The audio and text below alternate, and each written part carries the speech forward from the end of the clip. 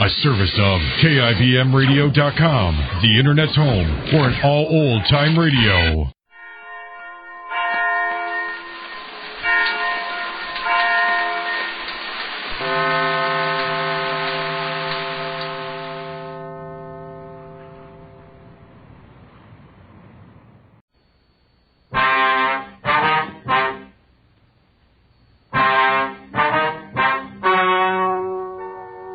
Ladies and gentlemen, the story you are about to hear is true. The names have been changed to protect the innocent. Dragnet is brought to you by Chesterfield, made by Liggett & Myers, first major tobacco company to give you a complete line of quality cigarettes.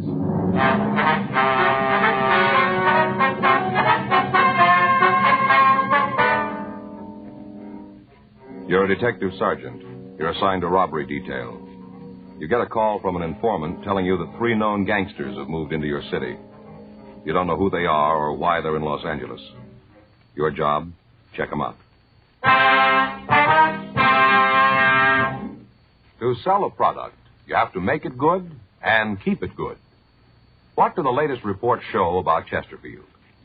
Well, our research laboratory has compared it with the leading cigarettes in the country. Chesterfield is highest in quality, low in nicotine. Another good reason why thousands of people are changing to Chesterfield every day.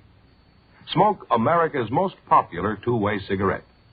Regular or king size. You'll find Chesterfield really mild, really satisfying. Best for you.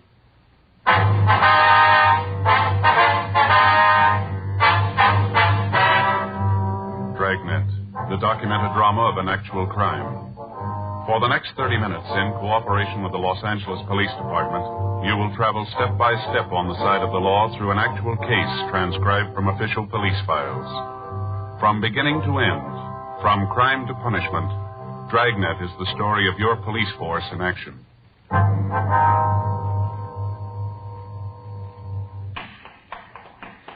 It was Wednesday, August 4th. It was warm in Los Angeles. We were working the day watch out of robbery detail. My partner's Frank Smith. The boss is Chief of Detectives Thad Brown. My name's Friday. We were on our way out from the office, and it was 9:42 a.m. when we got to the Osborne Turkish Bath. Steam room. Hot, isn't it? Yeah. It must be Dell back there. Yeah. Dell? Yeah, who is it? It's Friday and Smith. Oh, I'll be right with you. Okay. Hey, Joe, did you ever have one of these? Well, what? Turkish baths. You ever had one? No, I never have. I understand they're great for colds. You just sit there and it burns the germs right out. It's great. You ever have one? No, but Armin, my brother-in-law, he takes them all the time. Tells me about how it does for colds. Next time he has one, I think I'll go with him. Yeah, good idea. Hi. Sorry to keep you waiting. We've been having trouble with the boiler. Got to keep a close check on the steam pressure in here. That's okay. Let's get out of here, huh? Well, it won't make me unhappy. It sure is hot, Dell. Go on upstairs. We can talk there. Okay. What do you got for us, Dell? Might not go anyplace, but I thought I ought to fill you guys in on it. Mm-hmm. Fellow rolled in here last night. Must have been about 10:30. Nightman's out with a cold, so I had to fill in. A cold? Yeah, some kind of virus or something. Oh, yeah. Come on, we can talk in the office. Sit down, you. Mind if I go over some of these bills while we talk? No, go ahead. Well, this bimbo pulls in here last night, really carrying a load. I registered him and had Jimmy take him upstairs. Guy's kind of loud, rolling all over the place. I wanted to get him upstairs to a room, figuring he'd sack out and we wouldn't hear no more from him. No. Well, he had a different idea. A couple minutes later, he comes downstairs and wants to know what's going on. What do you mean? Wants to know where the steam room is. Says he's not going to sit in the little room all night. He paid for his steam bath. That's what he wants. Yeah. When he starts to talk about his high-powered friends and this deal they're out to pull, I kind of figure there's something wrong. He tell you who the friends were? No, not right now. Just mentioned a guy named Bud. Kept talking how Bud was going to be sore at him because he got drunk. Must have said it 100 times. How Bud was going to be real sore. Sounded to me like this Bud is the big man in the deal. I see. No idea what the deal is, though, huh? No, most he said was that when they left town, they were all going to have a lot of money. More money than I'd ever seen. You got the name on this guy? Oh, here's the register here. Let's see.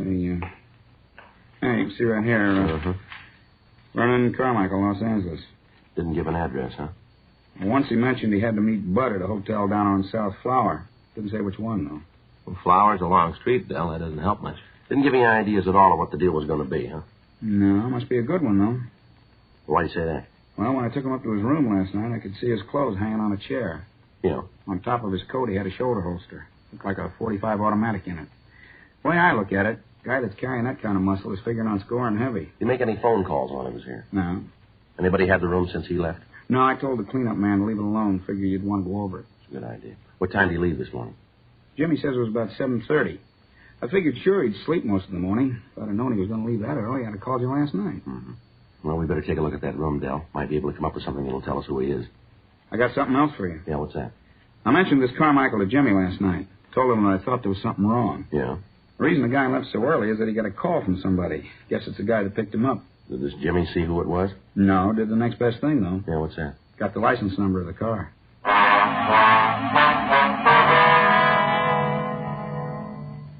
10:15 a.m. We got in touch with Leighton Prince, and Harlan Stahl sent a crew out to go over the room. Frank put in a call to the record bureau, and he had the name Vernon Carmichael checked. There was no record on anyone answering the description that we'd gotten from the manager of the Turkish Baths. In addition, a radiogram was sent to the Department of Motor Vehicles in Pennsylvania, asking for all available information on the owner of the car bearing the license number that we'd been given. 11:30 a.m. Harlan Stahl's crew finished checking the room, and they told us that they'd been able to lift a complete set of clean fingerprints from a water glass. They were photographed and classified. In checking our files, there was no record of the prints. They were forwarded to George Brereton up at Sacramento to CII and to the FBI in Washington, D.C. 2 days passed. On Friday, August 6th, we got the word from DMV in Pennsylvania that the car was registered to a Howard Nielsen. The radiogram also gave us a description of the car and the registered owner's address in Pittsburgh. On receipt of this information, we got in touch with the police department in Pittsburgh and found that Howard Bud Nielsen had a misdemeanor record. Late Friday afternoon, the kickback from Washington, D.C. arrived with the information that the fingerprints found in the room at the Turkish Bath were those of Vernon Carmichael. His record listed arrests for petty theft and robbery in Pennsylvania. He'd been brought to trial, but he'd been acquitted. Both men were well known to the police department in Pittsburgh as hoodlums. On Saturday morning, the mugshots of both Nielsen and Carmichael arrived. 10:15 a.m. We met with Lieutenant Jack Smyers, and we decided that the information, coupled with the records of the two men, made the incident worth investigation. The mugshots of the pair were copied, and a canvass of the hotels on South Flower Street was started in an attempt to find the residence of the suspects. The search went on for another 2 days without results. Monday, August 9th, 11:47 a.m. Frank and I got back to the office from communications. You know, we're going to feel pretty silly if Carmichael and Nielsen are already back there. Yeah, no. It's beginning to look like the tip from Dell about the hotel on Flower was off, huh? Yeah. Still a lot of places to check, though. They can... Friday? Yeah. We got it for you. What? Carmichael and Nielsen. We found the hotel.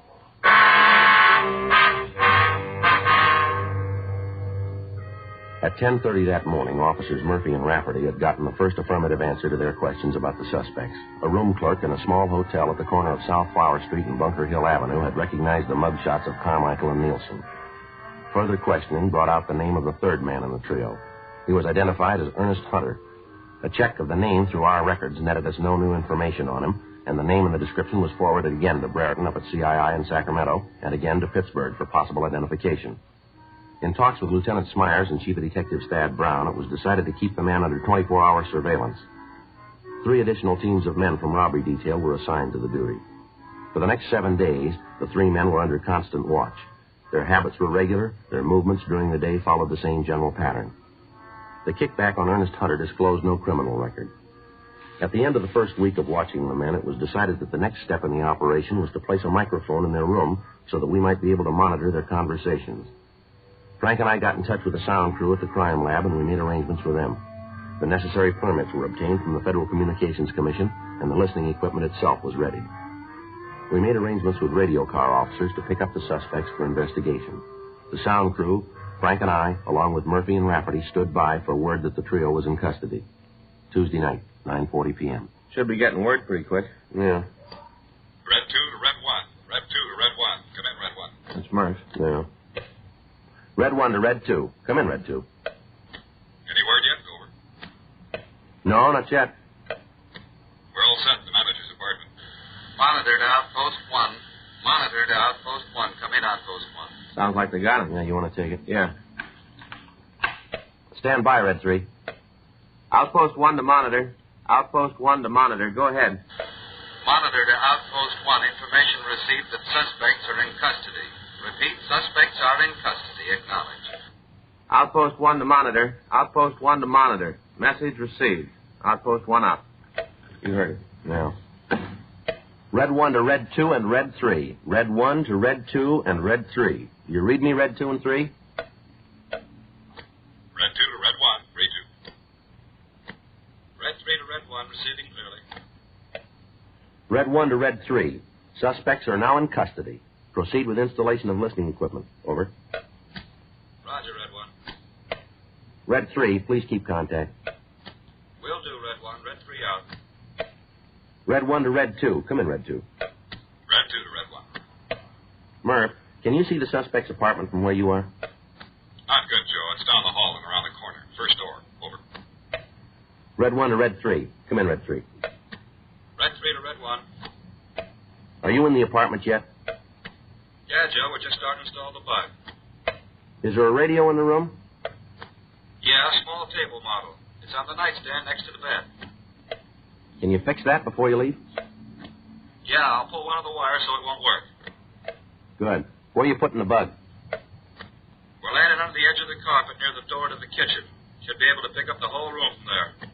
Well, there's nothing to do now until we get it finished, huh? Yeah. We got the recorder all set up? Yeah, it's in the room. Sound crew came in this afternoon and made the installation on it. Mm-hmm. You know how to work it? Yeah, I think so. Jack checked me out on it. It's pretty simple. Just like playing a piano. Press a key and away it goes. Well, I hope you got it. I've always had trouble with them. Last time out, I wanted to rewind one of the spools and listen to something. Ended up erasing everything we had. Yes, I remember that very well. I was afraid you would. Mm-hmm. Red 3 to Red 1. Red 3 to Red 1. Come in, Red 1. It's the sound crew. Yeah. Red 1 to Red 3. At completed installation, we're leaving the apartment. Have you seen anybody in the halls?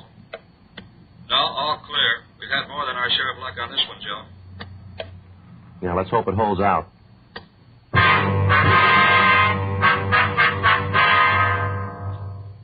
11:15 p.m. The installation of the listening equipment was completed, and Frank and I, along with Officer Pat Murphy, took up our positions in the room we intended to use as a monitoring post. Officer Rafferty went back to the city hall and told them that we'd finished and we were ready to have the suspects released. In the meantime, Carmichael, Nielsen, and Hunter had been fingerprinted and mugged. A search of their persons had failed to reveal any incriminating evidence, and the time that they'd been held had allowed us to make the necessary installation. After the trio had been released, we received information that they were proceeding toward the hotel.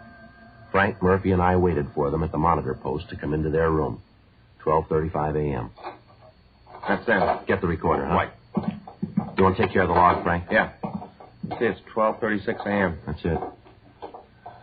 Lousy deal, boy. Just wanted to ask you some questions, that's all. That's what you think. They had a reason. You're so smart, you tell me why. Ah, shut up. Will you, Carmichael? You weren't such a big man when he started asking you the questions all the time, saying how he was going to tell them all. Why don't you shut your Probably mouth? when you got cranked up with that Turkish bath, that's probably what tipped him. What tip? A couple of uniformed cops stop us on a routine investigation. They got nothing. Anything on it you think you'll let us go? Well, do you? You think you'll let us go? Oh, why don't you dry up? Hunter, Yeah? turn on the radio, will you? Get some music. Yeah. And next time you get tanked, come back here. Don't go roaming all over town. That's why they picked us up. You said something. What'd I say? You know what I said, huh? Do you? You being a big man, you tell me what I said to him. They picked me up. Go ahead, tell me. You said something. I don't know what it was, but you shut up your mouth. Hey, Hunter, what's the matter with the radio? I thought you was going to turn it off. I'm fine, see. Keep moving. Don't worry. That doesn't make any difference. Hit the sack. Nice to have you shut for a while. You open your mouth anymore, you got more trouble you can handle. That's the way it looks to you. Yeah, it does. You guys don't shut up, I'm going to throw one of you out of here. Now shut up and get some sleep. Good night. Nice. Still wish we got the radio on this. And that's the way it went for the next 5 days. When the men were in the room, they argued continually. They talked about the deal they were working on, but from their conversation, there was no way of learning what they planned. When they left the room, they were constantly under surveillance, but their movements were routine. They took their meals in the same restaurant. They went to movies. They sat in bars, always together. During the time they were out of the apartment, they made no local contacts. They received no telephone calls. They made none. We knew that they were planning something, but there was no way of knowing what it was. All conversation in the room was recorded and listened to over and over again in the hope that we could come up with some kind of a lead. But the time spent in replaying the recordings netted us nothing. From what they'd said, we figured that whatever they were planning would take place on either Tuesday, August 17th, or on Wednesday, August 18th. On Tuesday, 3-way cars were assigned to the streets in front of the hotel, but the suspects acted as usual. On Wednesday, they didn't leave their room. Frank, Murphy, and I continued to wait. On the streets outside, 3 other teams of men were standing by in undercover cars. 9:30 p.m. That's their telephone. Get the recorder, Murph. Yeah. 9:31 p.m. Yeah. I'll get it. Hello? Yeah. When? Right. Okay, we'll leave right now. Yes. What? Yeah, that's the word we got. Right, we'll see you in about 30 minutes. Right. Hey, how are we going to know you? Yeah. Mm-hmm. Yeah, I got it right. Hey, who was that? The contact? Yeah. The stuff just got in. We're supposed to pick it up right away. Oh, looks like maybe we got to work now. It's too soon for me. Let's go. That's it. I'll get it out.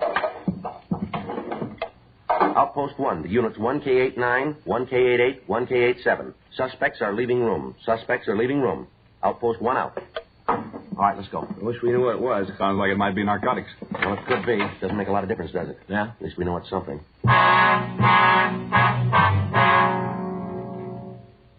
By the time we got to the street, the suspects were getting into their car and pulling away from the curb. Frank, Murphy, and I got to our car and followed them.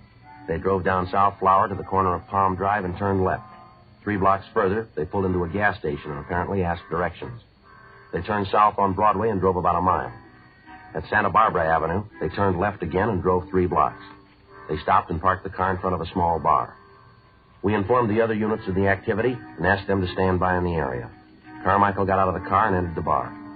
Murphy left us and entered the bar after him. Carmichael returned in a few minutes with another man. The 2 of them got back into the car and they talked. At the end of that time, all 4 of the men got out of the automobile, and then they entered the bar. Shortly after that, Carmichael, Nielsen, and Hunter walked out of the place. Carmichael was carrying a small package wrapped in plain brown paper and tied with a string. The 4th man wasn't with him. Frank and I got out of our car and approached the men as they stood talking. All right, hold it up, police officers. Over there. Put your hands up on that wall. What's going on? Get your hands up there. Frank, you want to check in the package? Yeah. Keep your hands on that wall. Lousy deal. I hope you're happy, Carmichael. I hope you're real happy. What are you talking about? I've got to lay this one to you. You really took care of this. Stand still and keep quiet. How about it, Frank? I don't know. What do you mean? Where's money? $20 bills. Must be $15,000, $20,000 worth. Where? As far as I can tell, it's good. Where's that put us? Well, there's $20,000 here. Yeah? Let's find out where they got it.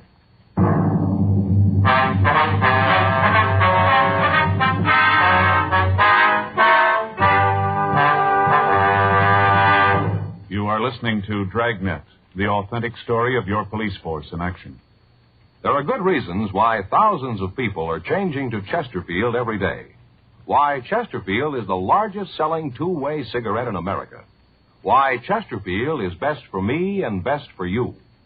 People these days want facts. When you want people to use your product, you have to tell them what effect it has on people who do use it regularly. That's why a doctor has examined for almost 2 years a large group of Chesterfield smokers. 45% of them have, on the average, been smoking Chesterfields for well over 10 years. What is the effect on these people from smoking Chesterfield? No adverse effects to the nose, throat, and sinuses, says the doctor. Consider Chesterfield's record with these smokers, with millions of other smokers throughout America. Another good reason for you to change to Chesterfield. Regular or king size, Chesterfield is best for me, best for you.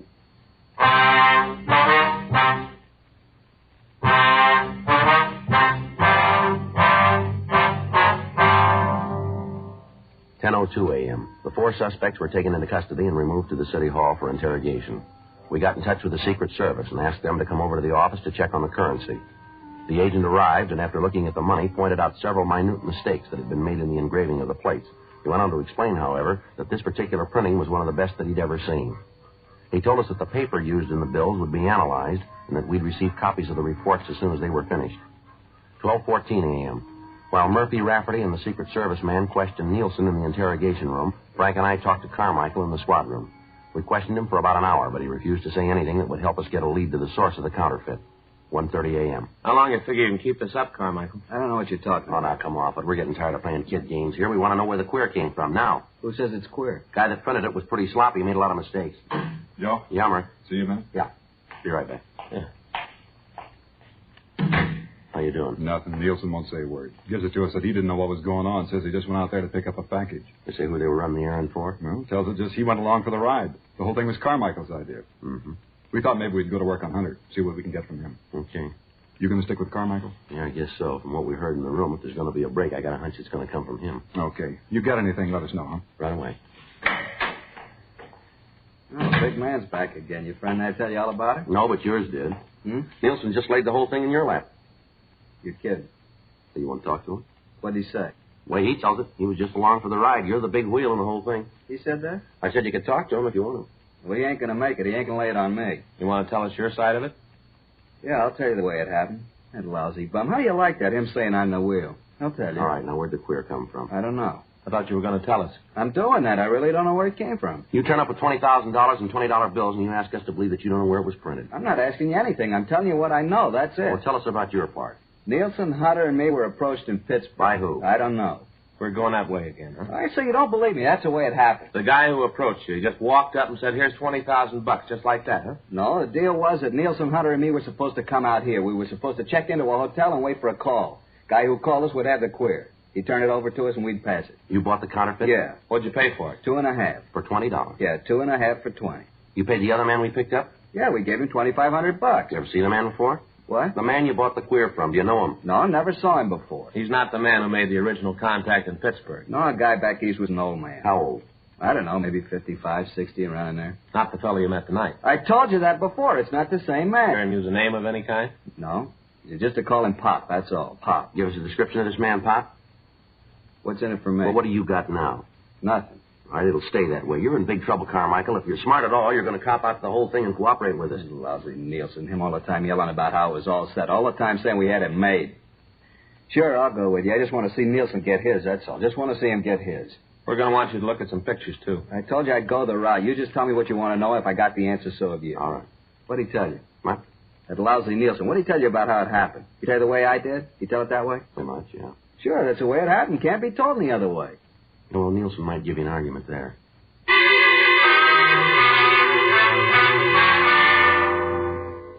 Further interrogation of the other three men in the operation served to corroborate the story that we'd been given by Carmichael. $2,500 in cash was found on the fourth suspect. Once the other men were confronted with the fact that Carmichael had told us everything he knew concerning the operation, they all followed suit. But other than telling us that they knew the head man in the counterfeiting act as Pop, they couldn't come up with any further information. From the man who'd been in the bar, we learned that he'd met Pop in Pittsburgh. He also told us that as far as he knew, the counterfeiter had been in prison at one time or another. However, the suspect was unable to tell us in what state or on what charges Pop had served time. He went on to tell us that he'd gotten the money in Pittsburgh and that Pop had told him that he'd be contacted later. The Secret Service had completed their analysis of the counterfeit bills, and they told us that they were some of the most perfect printing jobs that they'd run across. The counterfeiter had made one major mistake, however. In the printing of the currency, he'd impregnated the paper with small silken hairs so that it would stand close inspection. The currency now in use is made with nylon hairs. The agent from the Secret Service told us that they had agents working on tracing the manufacturer of the paper in the hopes that they could come up with a lead as to the identity of Pop. The four suspects were booked into the city jail. Thursday, August 19th, we ran the name Pop through our moniker file. Of the 47 cards turned over to us by the Record Bureau, 19 of the suspects listed matched the descriptions that we'd been given. The pictures of the men were pulled and shown to Carmichael and the other three suspects. They were unable to give us an identification. The name and description was sent to George Brereton in Sacramento, and he sent us another 150 possible. These were checked out without result. The nickname and physical description of the man was sent to Washington, and we got back over 1,000 names and pictures. It took us 6 weeks, working with the Secret Service, to check out these possibles. The results, nothing. Tuesday, October 5th, Frank and I got back to the office. I get it. Robbery Friday. Yeah.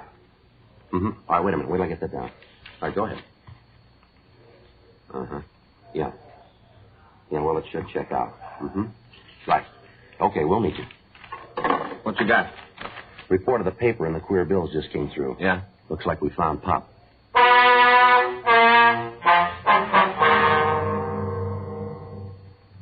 In checking the manufacturers of paper similar to that used in the counterfeit $20 bills, the Secret Service had come up with the name of a small print shop in the eastern section of Los Angeles.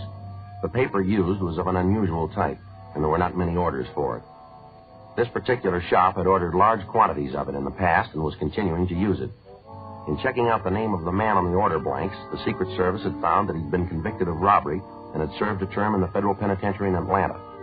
He'd been released and had come to California and opened a small print shop. We spent the next 2 days checking the suspect out. His name was given as Stanley Jackson, age 47. For the next week, the print shop and Jackson himself were kept under constant surveillance. On Thursday, October 14th at 11:50 p.m., the suspect was followed to his print shop. I'll cover the front of the shop, Joe. Right, mate. Come on, Frank. Yeah.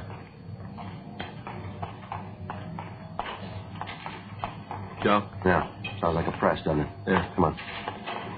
Back door's around here.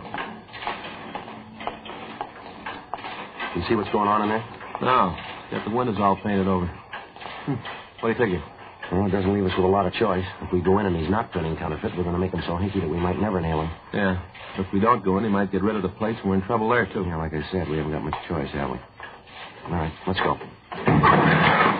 What's going on? What are you doing in Police here? officers, you're under arrest. You want to check the press, Frank? You got no right to come in here like this. I know my rights. You haven't got a warrant. You've got no right to act like this. Want to kill it, Frank? I got it. Got a place for in the press, Joe. Doing the green overlay. Take a look. Yeah. You haven't got any right touching those. They're mine. They belong to me, mister. Where'd you get the plates, Jackson? They're good, aren't they, mister? The very best. Where'd you get them? Made them. Made them myself. Where'd you learn engraving? In prison. When they sent me to prison, I learned all about engraving. Real engraving. Not photo process, but the real thing. Finest place I've ever seen. The best. Beautiful money, isn't it? Best I've ever seen. Fool anybody. Did it all myself. Pass it anywhere. Fool anybody, anywhere. Yeah. Just look at it, mister. That's a genuine article, isn't it? Real money. It's perfect. Absolutely perfect, mister. No, you're wrong there. The government didn't print it.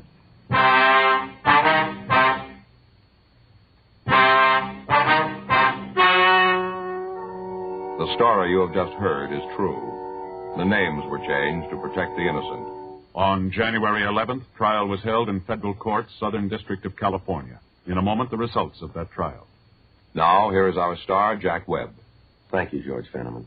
Friends, we've tried very hard to set a Dragnet standard. Now, to put that in just a few words, we try to make each program the kind of entertainment that you want. Now, we're going to keep working real hard at that. And you know, the people who make Chesterfields feel the same way about their cigarette. To sell a product, you have to make it good and keep it good. And the latest reports from our research lab shows Chesterfield is highest in quality. Highest in quality, low in nicotine. Smoke America's most popular two-way cigarette. Chesterfield, regular or king size.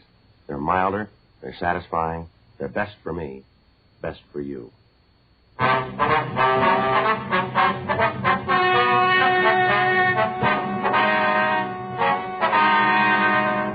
Vernon Alex Carmichael, Howard Raymond Nielsen, Ernest Richard Hunter, Philip Roger Harger, and Stanley Norman Jackson were tried and convicted of violation of Title 18, U.S. Code, Section 474, printing and issuing counterfeit money. Violation of this title is punishable by a fine of $5,000 and imprisonment in a federal penitentiary for a period not to exceed 15 years.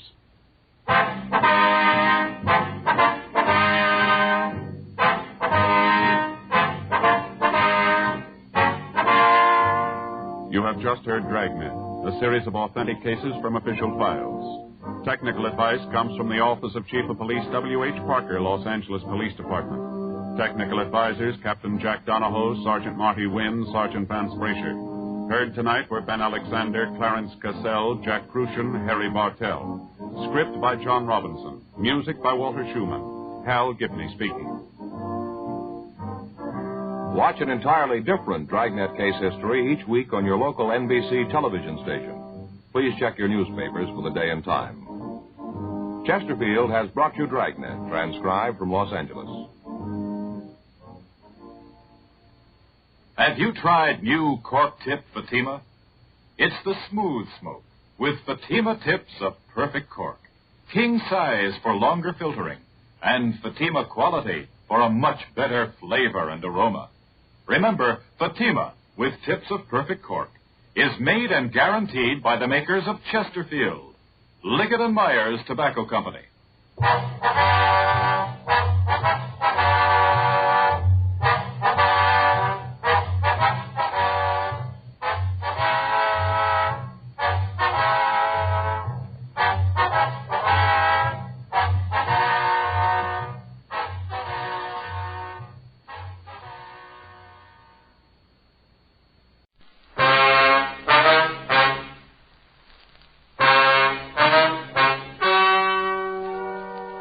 ladies and gentlemen, the story you are about to hear is true. The names have been changed to protect the innocent. Dragnet is brought to you by Chesterfield, made by Liggett & Myers, first major tobacco company to give you a complete line of quality cigarettes.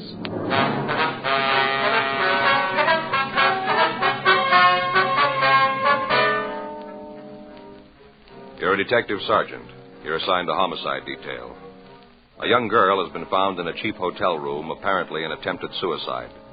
There's reason to suspect foul play. Your job, investigate. To sell a product, you have to make it good and keep it good. What do the latest reports show about Chesterfield? Well, our research laboratory has compared it with the leading cigarettes in the country. Chesterfield is highest in quality, low in nicotine.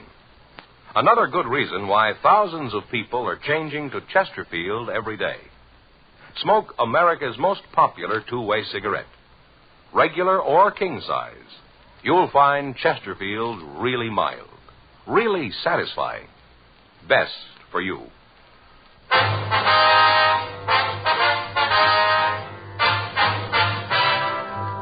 Dragnet, the documented drama of an actual crime.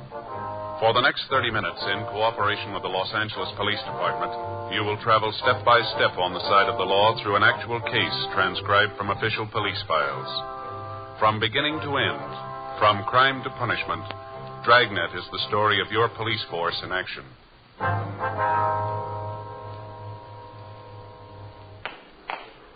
It was Thursday, November 19th. It was warm in Los Angeles. We were working the day watch out of homicide detail. My partner's Frank Smith. The boss is Captain Lorman.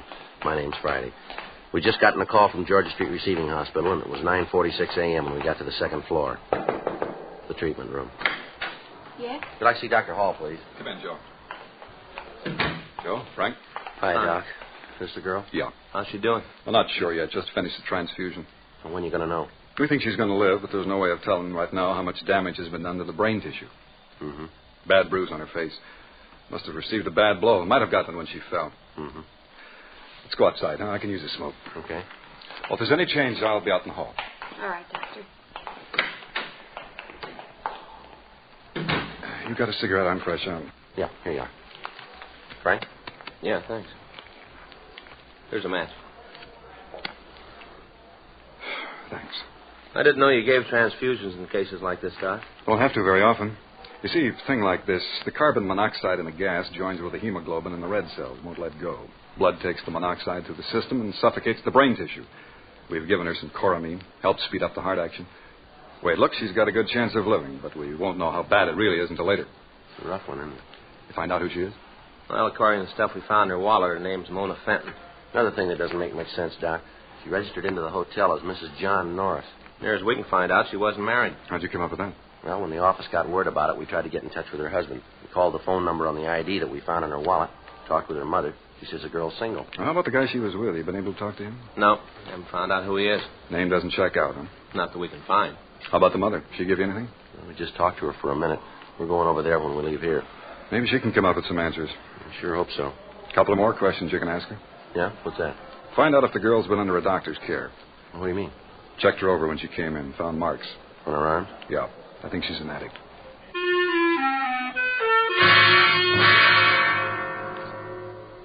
At 8:30 a.m. that morning, a guest in a small hotel on Grand Avenue had thought that he detected the odor of gas in the halls of the building.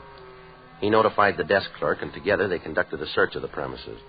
Finally, they ascertained that the escaping gas was coming from a room on the third floor of the hotel.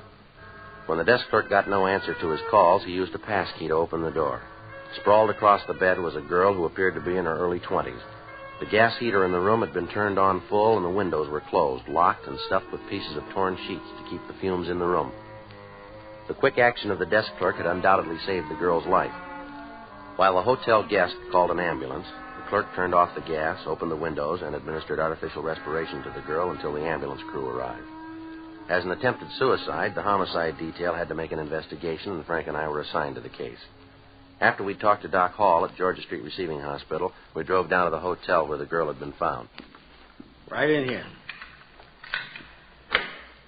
Anybody been in this room since the other officers left? No, sir. Told me to lock it until you could see it. All right, sir. Well, this is just the way you found it, is that right?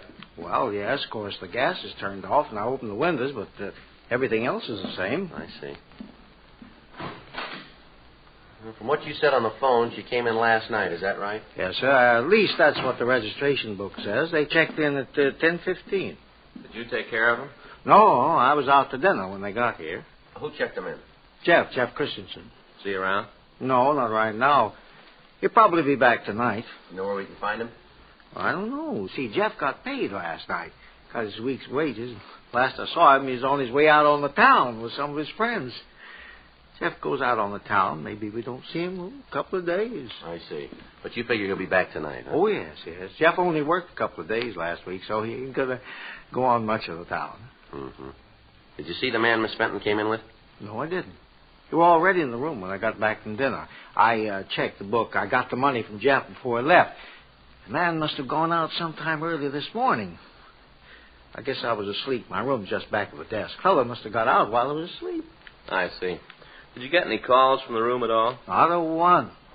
Like I told those uniformed officers we here, I didn't see them at all. Not a peep of them. Matter of fact, I was thinking how nice and quiet they were. But the way the room looks, they sure must have had some sort of argument. Yes, sir. Would you know if they brought any baggage with them? Matter of fact, I know they didn't. Sure looks like they did some heavy drinking, don't it? Mm-hmm. Yeah. Glasses. That bottle's almost empty. Yeah. I'd rather you wouldn't touch the bottle. Oh, yeah, well, I won't. Say, you talked to the girls' people yet? No, sir, we haven't. But you're planning to see them, aren't you? Yes, sir. Yeah, I wonder if you'd do me a favor. You know when you see a people? Yes, sir. What's that? Well, I don't much mind the dirty glasses and having to straighten the room up. That's all part of the hotel business. But I wish you'd say something about the torn sheets. Tell the people about them. I don't want to cause no trouble, but maybe if they know how about the sheets were all torn up, they'd want to make good on them. You will mention them, won't you? Hmm? Yes, sir. I'll call the office, Joe. Have them send out a crew, see what prints we can lift. All right, fine. Who else has a pass key to this room?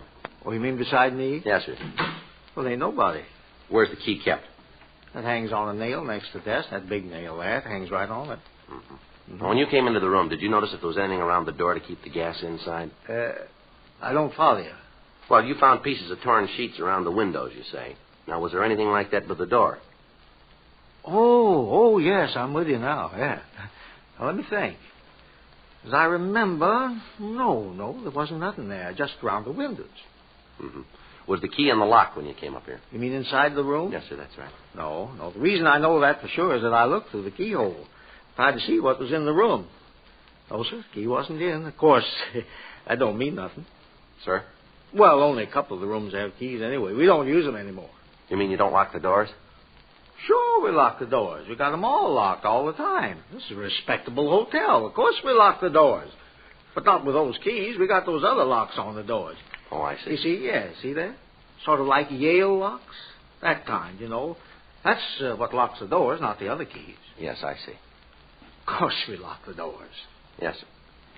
The locks catch when the door is closed, though. Is that right? Yeah, locks them tight.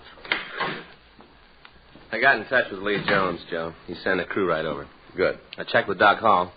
How's the girl? Oh, she's coming along. Doc says she's doing better. Oh, these fellas that you're going to have roaming around here, what's this all about? There's something wrong? We're not sure yet, sir. Oh, dear, it always happens like this, don't it? What's that, sir? I try to run a respectable place. Goodness knows I do. I keep it right up to date. It's good service, and something like this happens. There's no reason for that girl to do a thing like this, not in my hotel. Now you cops come in here. Cops going to be all over the place. Tenants aren't going to like it. They ain't going to like it at all. Just because of that girl. Why'd she have to come in here and do a thing like this? Why'd she have to do it at all, sir?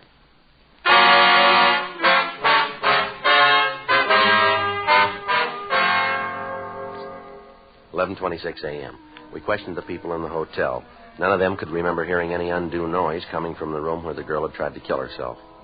Normally, the investigation would have been routine, but with the possibility of foul play, we had to check every angle and then check it again. The crew from the crime lab arrived and went over the room. Under the bed, they found an empty capsule, the type commonly used to dispense heroin. They also came up with a clean set of fingerprints on both glasses. They were photographed, and the water glasses themselves were removed to the crime lab to be booked as evidence. The registration card the couple had signed was turned over to Don Meyer in handwriting. The name was checked through our record bureau, through the phone book, and through the city directory, but when the leads were checked out, we were no further in knowing who the man was who'd taken the room with Mona Fenton. Word was left at the hotel for the handyman to contact us as soon as he returned. Word was also left that if the man who'd registered with the Fenton girl returned, we were to be called. 11:45 a.m., the men from the crime lab finished their investigation and returned to the office to compile the results. Frank and I left the hotel and drove out to the address listed on the girl's identification. It was a large white colonial home near one of the colleges. We rang the doorbell and waited. Yes? Mrs. Fenton? Yes, that's right. What is it you want? Police officers would like to talk to you. Oh, come in. Thank you. It's about Mona, isn't it? Yes, ma'am. I knew something like this would happen. I knew it all along. Beg your pardon? When she first had this crazy idea, when she first told me about it, I knew. Kids, try to tell them. Just try, and they tell you that times have changed. They say that you're not keeping up with the time. They know it all. Nobody can tell them anything. Well, what idea is this, Mrs. Fenton? When she wanted to quit school and take the job in that drive-in restaurant, the most ridiculous thing I ever heard of. But nobody could talk her out of it. Lord knows I tried. I knew something like this would happen. I just knew it. Yes, ma'am. Do you know any reason why your daughter might want to take her own life? Are you a policeman, too? Yes, ma'am. I'm Frank Smith. This is my partner, Joe Friday. How do you do? How are you, ma'am? Do you know any reason why your daughter might want to kill herself? It's a little hard to say, Mr. Friday. What's that? Mona and I had quite an argument about her leaving school. It was one of those silly things that starts and gets all out of hand, you know. We both have pride, and neither one of us was going to back down. Mm-hmm. I haven't seen Mona to talk to for over a month. Does she live here, ma'am? Yes, she does, Mr. Smith. But there's an outside entrance to her room. She comes and goes as she pleases. Doesn't eat her meals here, so I hardly ever see her. Mm-hmm. Do you know if she's been under a doctor's care? No, I don't think so. Why do you ask that? Well, is your daughter a diabetic?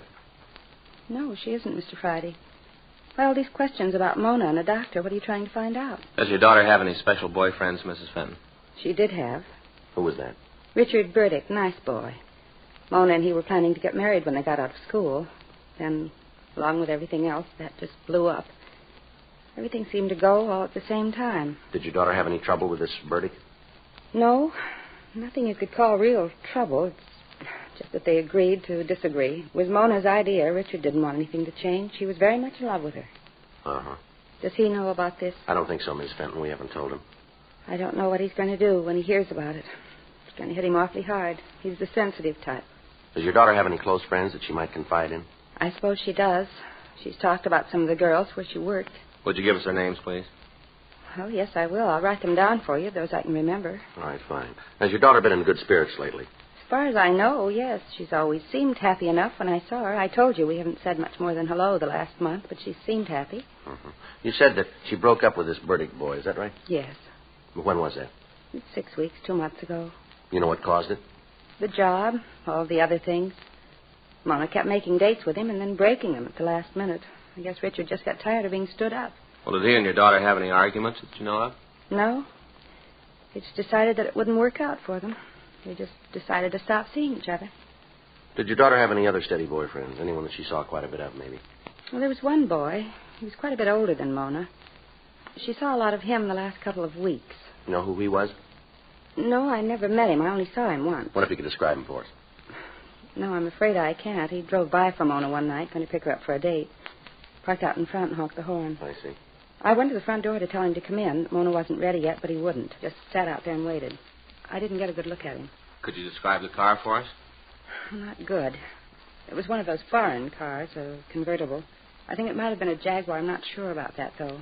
But you're sure it wasn't an American automobile? Yes, I'm sure about that. All right. How about the color of the car? Can you tell us that? It was awfully dark out there. I'm not sure. I'd rather not say, officer, if I can't be sure. You understand that. I wouldn't want to tell you something and then have it turn out to be wrong. You can understand that, can't you? Yes, ma'am, of course. Did you see Mona this morning? Yes, we did.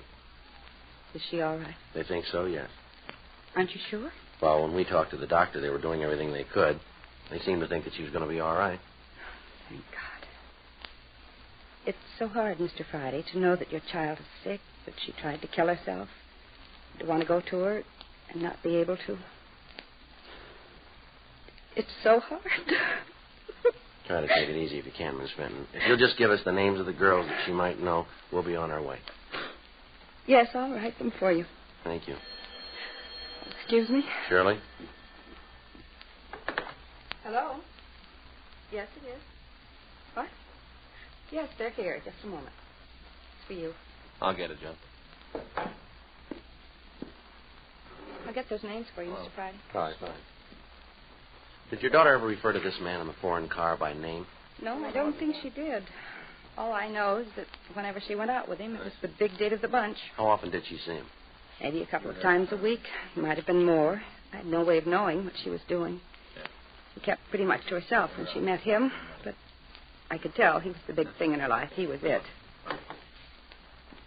Joe? Yeah. See a minute? Yes. Excuse me, Miss Fenton. I'll finish this list. Thank you. Yeah. Call was from Jack Smyers at the office. Yeah. Just removed her to the general hospital. Yeah. She had a relapse. They don't think she's going to live.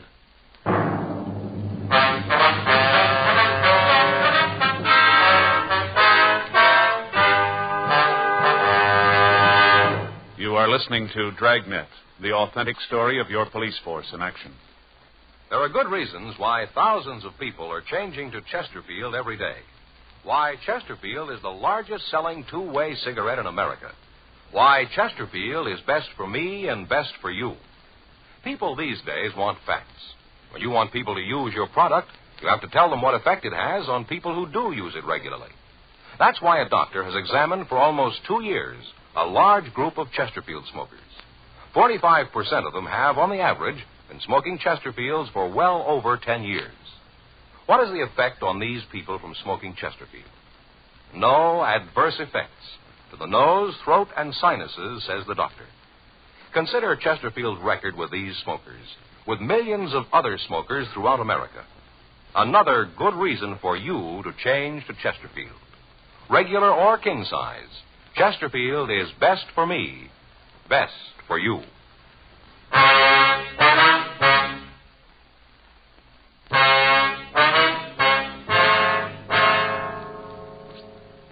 We obtained the name of the drive-in restaurant where the Fenton girl was employed. We also got the names of the girls that she worked with and the address of her boyfriend, Richard Burdick.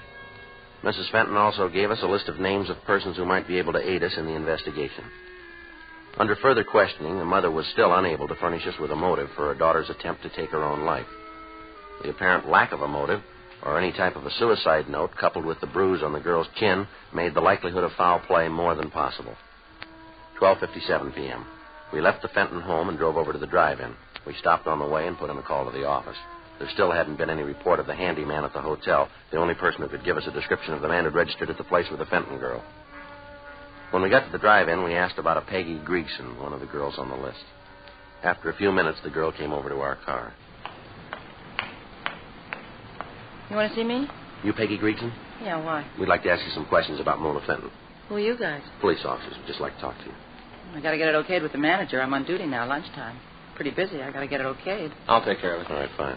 I'll check with the manager, Joe. Right. Hope this isn't going to take long. I got a couple of customers waiting for orders. My partner will take care of it. Well, ain't the manager knowing that worries me. It's the tips they're going to leave. Make what I do, and the tips are important. Yes, ma'am. What's all this about Mona, anyway? What are the cops after her for? Well, she tried to kill herself this morning. Mona? Yeah. Why? Why'd you do a thing like that? Well, we thought maybe you could help us there. Why, me? I haven't got anything to do with it. Well, we understand you're pretty friendly with it. Well, sure, I was a friend of Mona's, but I don't know anything about no suicide. I don't know anything about it, and I don't want to. Do you know any reason she might try to take her own life? Not a reason in the world. Not Mona. Do you know if she was under a doctor's care for any reason? No. I mean, I don't know. She didn't say anything about it, never said a word. Was she? Well, that's what we're trying to find out. Can you think of any enemies she had? Anybody who might have wanted to hurt her? How far is this going to go? Well, how do you mean, miss? I mean, who's going to hear about this? Who's going to hear the answers I'm going to give you? Well, no one. Now, what do you got for us? Well, I'll give you this for free. If anything happened to Mona, you go talk to Dick Burdick. Talk to him. He'll be able to tell you. Why do you say that? Because it's true. No other reason. He's a real bum. You ask me, I think there's something wrong with him. You know, in the head. Would you have any reason to say that? All the reason in the world. Poor girl, this bum all the time coming around giving her trouble. All the time telling her how he's going to kill her and anybody that comes near her. Burdick said that to Miss Fenton, did he? Half a dozen times. Wasn't more than a week ago. Mona told me she told him off, told him to get lost. She didn't want any part of him, to leave her alone. He made a big scene. Mona told me all about it. One day this Terry drove in here. Got one of those flashy foreign cars. The Jaguar? I think so, yeah. All right, go ahead. Well, one day he drove into the place. Mona took care of him. I guess he liked Mona. He kept coming back, always parked in her station. Anyway, this Burdick kid found out about it. Wasn't anything for him to worry about, but he made a big thing about it. Told Mona she was supposed to stop seeing Terry. Said if she didn't, he was going to cause real trouble. Did he say what he was going to do? Well, I think he was kidding. I don't think he really meant it. He's just a kid. Well, what did he say? I really don't think he meant it. Well, all right. Now, what did he say to her? Said if he found them together again, he'd kill them both.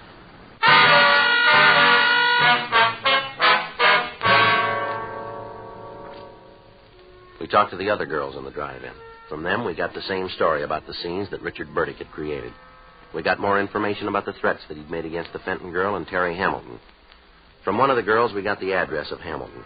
2:45 p.m. We left the drive-in and drove over to the address of the girl's boyfriend, Richard Burdick. We talked to the landlady. She told us that the Burdick boy had regular habits. He paid his rent on time. He never had any visitors. She told us that he wasn't in his room at that time, but she said that she'd let us in. In her company, we went upstairs. She unlocked the door, and Frank and I went in. Mom, check the bedroom. I'll take the kitchen. Yeah.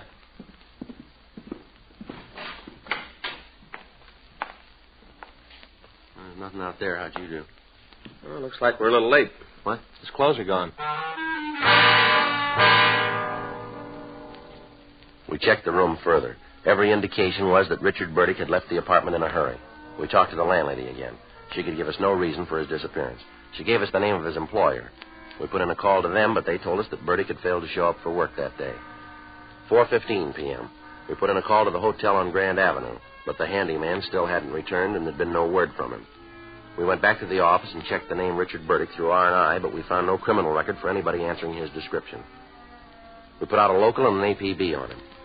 At 4:39 p.m., we got a call from General Hospital telling us that the Fenton girl had regained consciousness and that we could talk to her. Frank and I left the office and traveled Code 2 out to the hospital. The doctor on duty told us that the girl was out of danger, but that she was very weak. He asked us not to get her excited, and he led us into her room. Miss Fenton? Yes, who are you? Police officers. Why can't you leave me alone? Go away. Just a couple of questions we'd like to ask you. I don't want to talk to anybody. Why didn't you leave things the way they were? Why didn't you leave me alone? Well, you've had a lot of people worried, miss. No reason for it. Be better all the way around if things had happened the way I planned them. And you did try to kill yourself. Yes. Who was with you in that hotel room? You mean Mr. Morris? Yeah. It was Terry. It was always Terry. He was going to marry me, then he didn't. He said he would, and he didn't. That why you did what you did? Yes. You use narcotics, Miss Fenton? Hmm? You use narcotics? Yes, that was Terry's idea, too. I think that's all he wanted with me, just to get me hooked so I'd have to do what he said. I think that was the reason. How about this Richard Burdick? What about him? Do you have anything to do with you deciding to take your own life? In a lot of ways. The biggest mistake I ever made was leaving Richard. I thought it was smart, real smart. I was going to show him. Terry said he'd marry me. He said he was in love with me. He get you started on narcotics? Yeah. At first it wasn't so bad. I loved him, really I did. Then when I had to have the fixes, he changed. Told me he couldn't give it to me anymore. That I was going to have to pay for it. I tried to tell him that I loved him. But I wanted to be with him. That's why I went to the hotel to talk it over. Try to come to an understanding, some kind of an understanding. Mm-hmm. He said that he didn't want to have anything to do with me. That he wanted no part of me anymore. Said that I was going to have to pay for the H from now on. I didn't have any way to pay for it. He said it wasn't any of his business. Is he a user? Yes. It's all so stupid, Ma'am? The whole thing, I had it real good all the way around. And then I went ahead and ruined everything, tore it all down. Even if I'd have killed myself, it would have been no answer. Not the right answer, anyway. I know that. I know it real well. All right. Can you tell us where we can find this Terry? You bet I can. I want to see him feel like I do. I want him to know what it's like. Will you be willing to meet with him? Make a buy of narcotics for us? You name the time, I'll be there. I'll be there if I have to crawl. All right. You better get some rest now. I guess so. I'm pretty tired. Did you see my mother? Yes, ma'am. Is she real mad at me? No, I don't think she is. Would you call her? Ask her to come and see me. Tell her I'm sorry.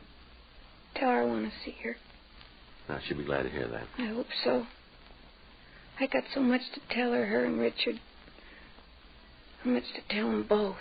All right, Miss Fenton. We'll get in touch with her. And you tell me when you want me to call Terry. You tell me. All right, we will. Terrible thing, isn't it? What's that? Terry. He's been around a long time. Must be other girls in the same fix all because of him. Girls who have a bad habit and have to do what he says. Girls like me, terrible. Nobody knows how many. Yes, ma'am. Where's it going to end? When you meet him.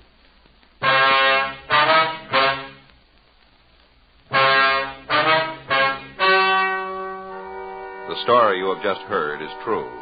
The names were changed to protect the innocent.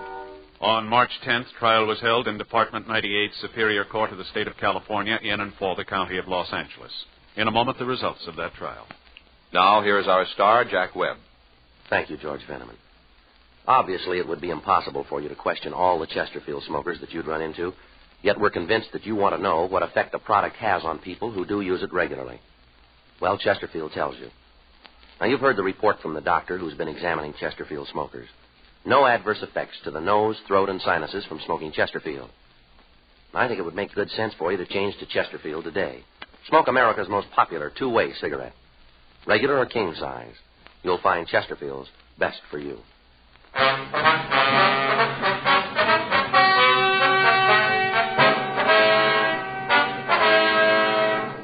Terry Norris Hamilton was tried and convicted of violation of the State Narcotics Act, a felony, 1 count. He received sentence as prescribed by law.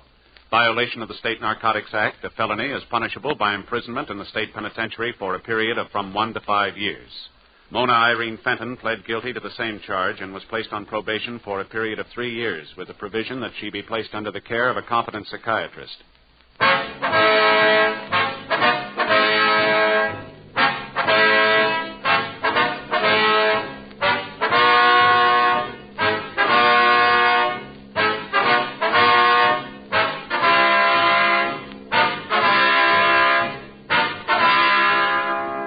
You have just heard Dragnet, a series of authentic cases from official files. Technical advice comes from the Office of Chief of Police W.H. Parker, Los Angeles Police Department. Technical advisors, Captain Jack Donahoe, Sergeant Marty Wynn, Sergeant Vance Brasher. Heard tonight were Ben Alexander, Vic Rodman, Virginia Gregg, Gene Tatum. Script by John Robinson. Music by Walter Schumann. Hal Gibney speaking. Watch an entirely different Dragnet case history each week on your local NBC television station. Please check your newspapers for the day and time. Chesterfield has brought you Dragnet, transcribed from Los Angeles.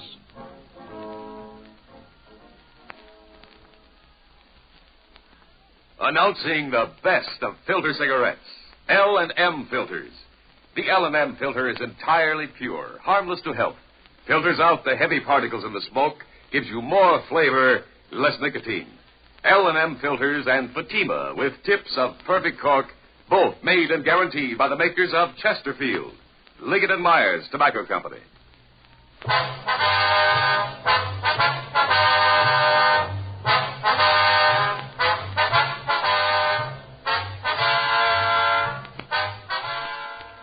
Hear John Cameron Swayze and the news next on the NBC Radio Network.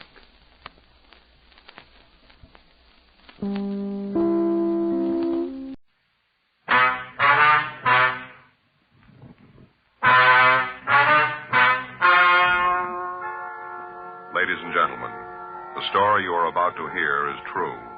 The names have been changed to protect the innocent.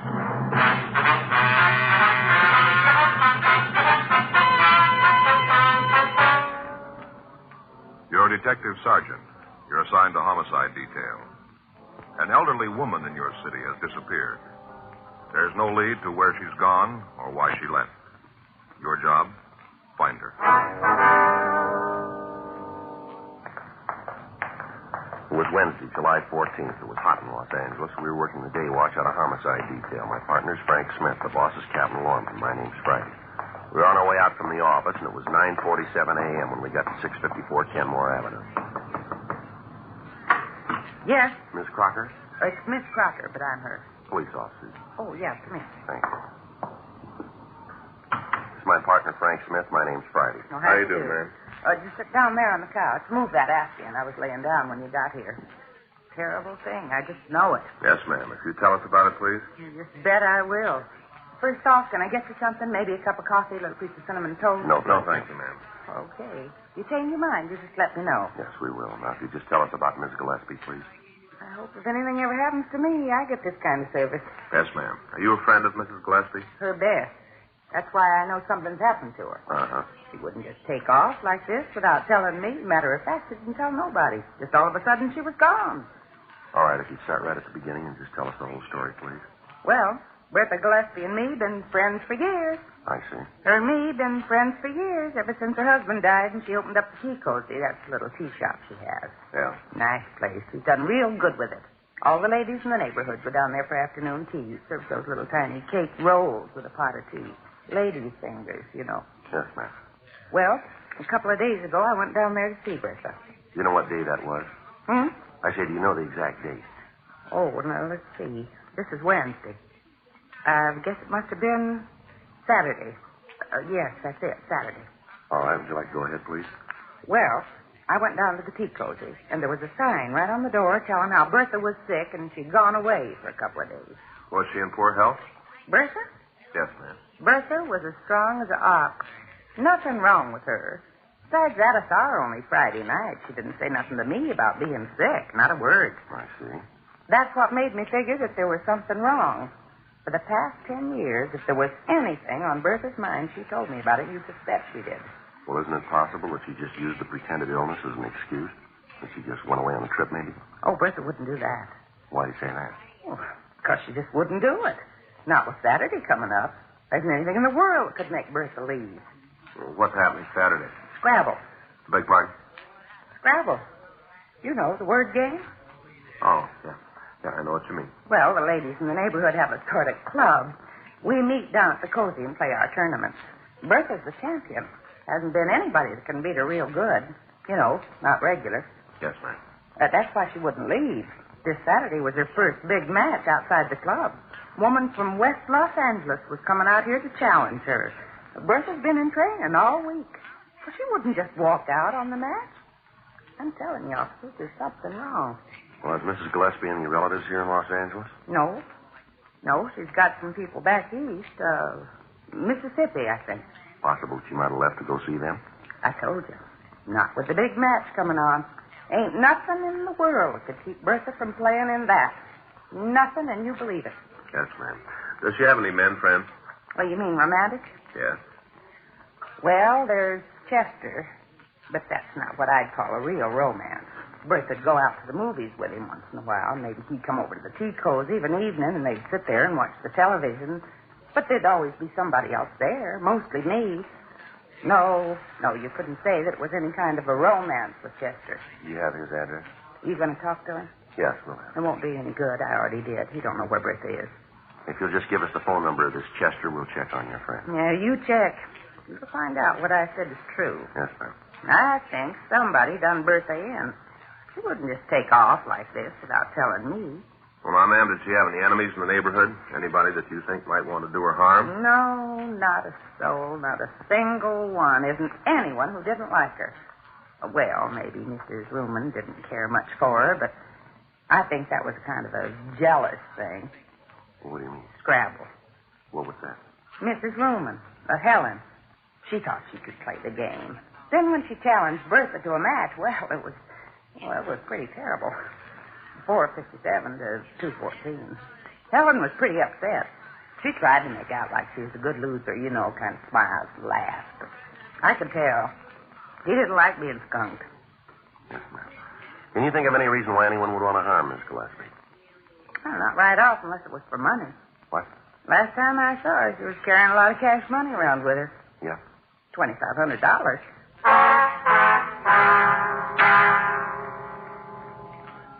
10:33 a.m. We put in a call to missing persons detail and checked the name Bertha Gillespie through the file. There'd been no report filed on her, and her name did not appear in the Gaga file. We checked the name through R&I, but she had no criminal record in Los Angeles. 10:47 a.m. We drove by the Tea Cozy restaurant. On the front door, attached with cellophane tape, was a hand-lettered note reading, "Taking a short vacation. watched for reopening. Through the glass pane, we could see the interior of the shop. Everything appeared to be in order. Frank and I checked the rear of the building, but from what we could see, there was nothing out of line. 11:28 a.m. We put in a call to the missing woman's boyfriend, Chester Avon. He told us that he talked to the Gillespie woman on the previous Friday night, and she'd appeared in good spirits and had said nothing about leaving. We checked at her bank. We found that she'd made a withdrawal from her savings account to the amount of $2,500. This left a balance of over $12,000 in the savings account, $6,000 in the checking account.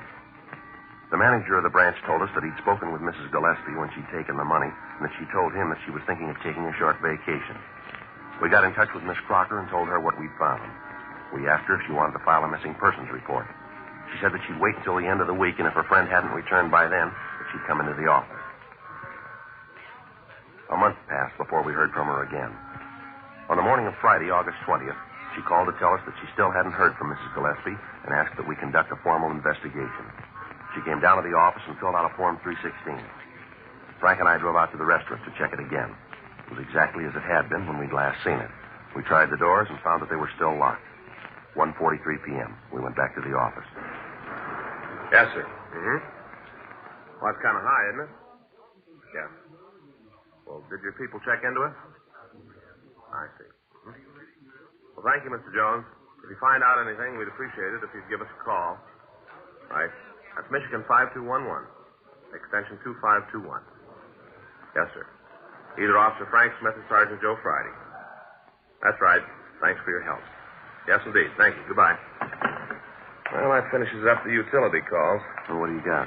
Telephone bill for the past 30 days is just the service charge, no toll calls. Same with the electric lights. Uh-huh. They received payment in the last month, did they? No. Telephone company says they haven't been paid in over 60 days. Says they've sent a couple of reminders. Uh-huh. Only reason they haven't cut off the service is the bills have always been paid promptly in the past. I checked with their business office. Girl tells me the bill usually runs around $10. Possible, then, that the phone hasn't been used at all, huh? Well, it shapes up that way. Same with the lights. The one thing doesn't match. Yeah, what's that? The water bill. I checked with them. Normal bill's about $4 for the place. Yeah. The last 60 days, it's been $79. That's a lot of water, isn't it? Yeah. I talked to one of the engineers at the company, a fellow named Jones. Yeah, what'd he tell you? Well, he told me there was only one thing that could cause a water jump like that. Yeah. A water tap. Yeah. Running for about a month.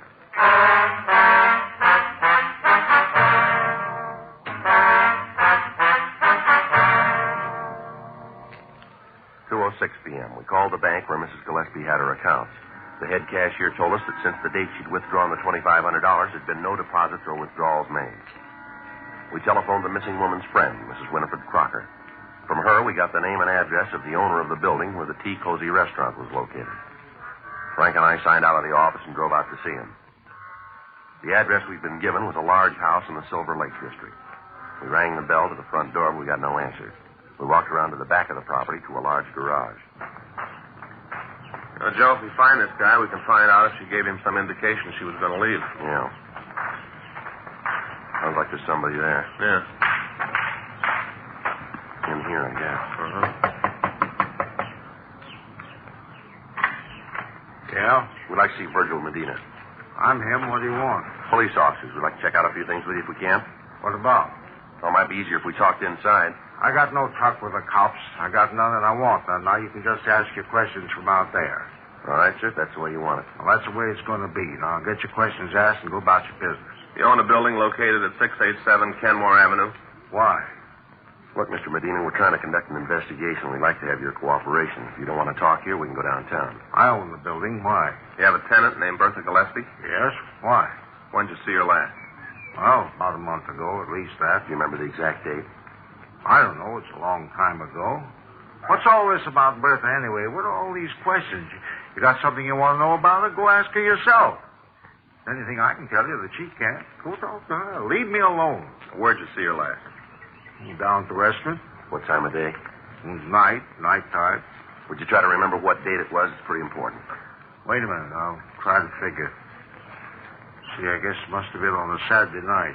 Yes, I'd say it was Saturday, the 10th of July. Do you have any way of being sure that that's the date? Now, look, you come around here asking questions, and I'm giving you an answer. You can take it or leave it. I got no way of being sure. That's the day I think I saw her last. She seem in good spirits? What do you mean by that? Well, sir, was she happy or was there something worrying her? Well, she seemed happy to me. I didn't pay a lot of attention. What are you cops trying to find out? You come right out and tell me what you want, and maybe I'll have the answer.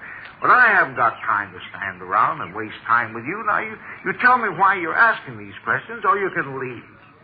Mrs. Gillespie's been reported missing. We're trying to trace it. Well, who done that? Who says she's missing? Well, that's not the important point here. We got the report. We've got to check it out. Well, whoever told you that's crazy? If Bertha's gone, there's a good reason for it. I guess she just finally got fed up and left town. What do you mean? She made a mint of money from that place. Regular mint. She used to tell me that when she had enough, she was going to just take off and see the world. Go around the whole world on a tramp steamer. She told me when she signed the last piece that she thought this would be the last one. She ain't missing. She just gone. Did she say anything to you about the fixtures in the place? What do you mean? Well, you know, the furniture, all the fixtures. They belong to her, don't they? Yes, I guess so. Will she make any arrangements to dispose of them? Not to me, she didn't. Wonder if you have a key to the place. The tea cozy? Yes, sir. No, I don't. You own the building and you don't have a key to the restaurant? Well, no, I had one, but I lost it. Never had another one made. Why? What do you want with the key? We want to check the premises. Well, as far as I'm concerned, you got no right to do that. The place belongs to Mrs. Gillespie. You got no right to go tromping around in there. Afraid we're going to have to. Then you're going to do it without my say-so. All right, sir, if that's the way it's going to be. I'm telling you, she ain't going to like it. She ain't going to like you going to the place when she isn't there. Well, we'll take that up with her. Well, you better, because I'm not going to take any responsibility for it. We're not asking you to, Mr. Medina. I'll give you this, though. Yes, sir, what's that? You go nosing around, you're liable to come up with something that you ain't looking for. Well, thanks for your help, Mr. Medina. Don't mention it. Just remember what I told you about finding trouble when you ain't looking for it. Well, that doesn't happen often. Huh? We're looking for it. 3:14 p.m. Frank and I drove back to the Tea Cozy restaurant on Kenmore Avenue. We checked the front door of the place. It was locked. While Frank covered one side of the building, I took the other side, looking for open windows. How about it? No luck. Me neither. What do we do now? Well, we'll have to try to force one of the windows in the back. All right. Come on. I think maybe we can get in here. You gonna break it? Well, we're gonna have to. Wait a minute, Joe. Huh? You hear water running? Sounds like it's coming from inside. Yeah, might be. Well, let's get in there. You want my gun? No, I'll use the handcuffs. See if I can knock a hole in the top half of the window here. Wait a minute. You better use your handkerchief. Let me borrow yours. There. All right. Now, look. There, that does it.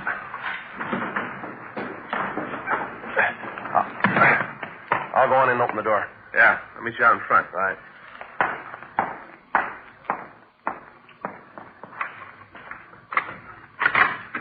Right?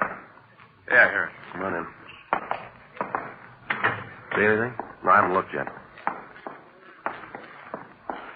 Well, this must be the living room. Yeah. Everything looks okay here. A little dusty. Yeah. Water's running someplace. Wait a minute. Sounds like it's coming from over there. Yeah.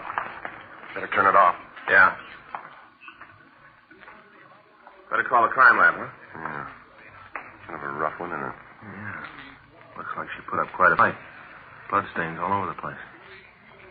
Yeah. Look here. Huh? I guess this is what killed her. Yeah. Butcher knife.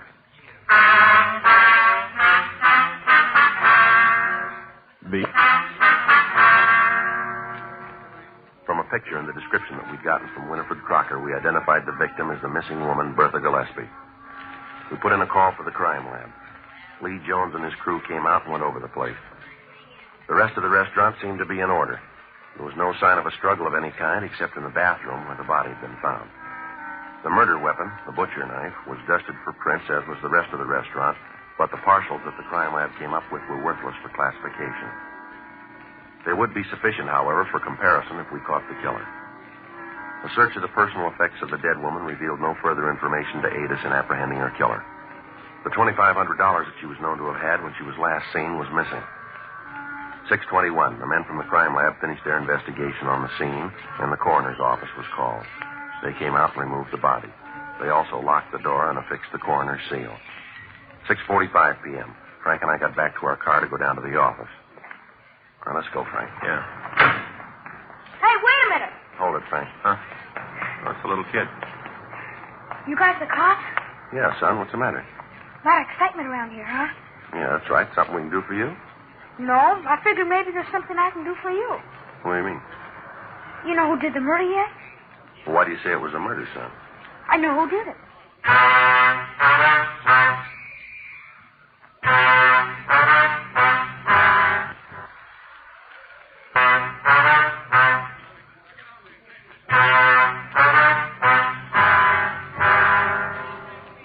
The working detective has learned by experience that approximately 60% of all homicides are solved within 20 minutes after the arrival of the authorities. Two things are necessary in establishing the identity of a killer: motive and opportunity. In the present instance, we had the motive. $2,500 that the dead woman had withdrawn from her account was missing. However, a month had passed between the time the actual murder had taken place and it had been discovered. Ample time for the killer to cover his tracks.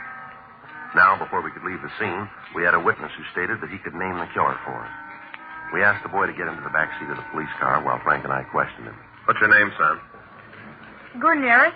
Kids always call me Gordy. Uh-huh. How old are you? 7. Now, what's all this about you being able to tell us who killed Mrs. Gillespie? I can. Well, who was it? Mr. Medina. You mean the man who owns the building? Yeah, that's who I mean. Well, that's a pretty serious charge, Gordon. Do you have any way to prove that? Guess I really can't prove it, but I know it's true. Well, how do you know? I just know, that's all. I seen him there. I just seen him going in and out. Well, when was this? 3 weeks ago. Maybe a month. But he used to go in and out all the time. Argue with Mrs. Gillespie. What do you mean by argument? No.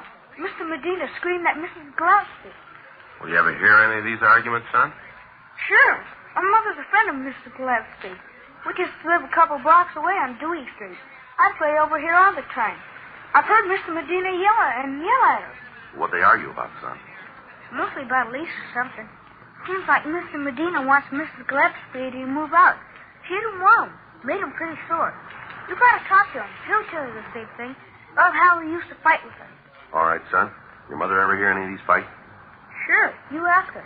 She'll tell you the same way just as I did. Okay, is she home now? Should be. Maybe she went out to the store or something. She should be home.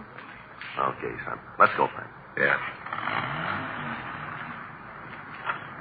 Guess this is about the most excitement we've had for a long time. Yeah? Poor old Mrs. Gillespie. Sure a nice old lady. Real nice. Mm-hmm. Wouldn't hardly anybody that didn't like her. Hardly anybody. How about Mr. Medina?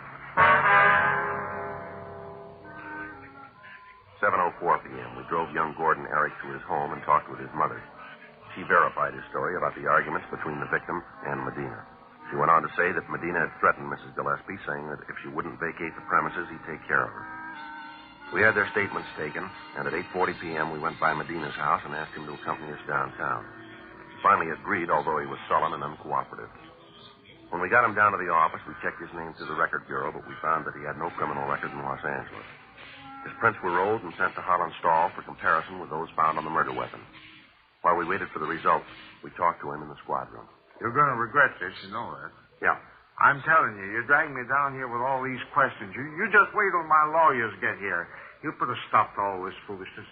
You want to tell us what it's all about, Medina? Tell you about what? How one of my tenants got herself killed? Now listen, I got property all over town, a lot of tenants.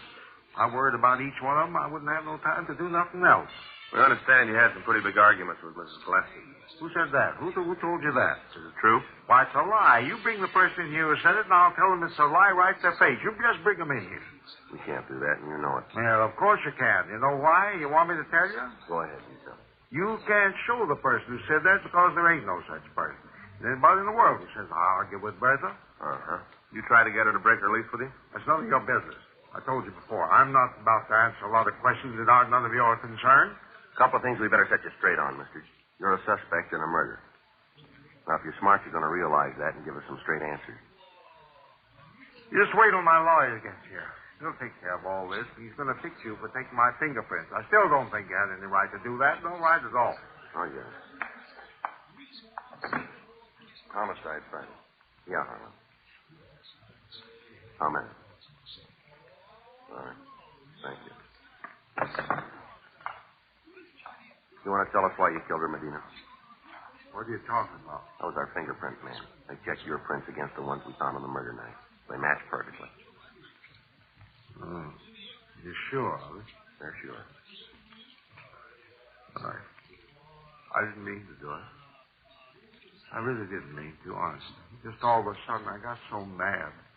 I was standing there smiling. You should have known this. She had a way of smiling at you, and you knew that there wasn't anything that you could do. You just stand there smiling. I didn't mean to kill her, though. You got to believe that I didn't mean to kill her.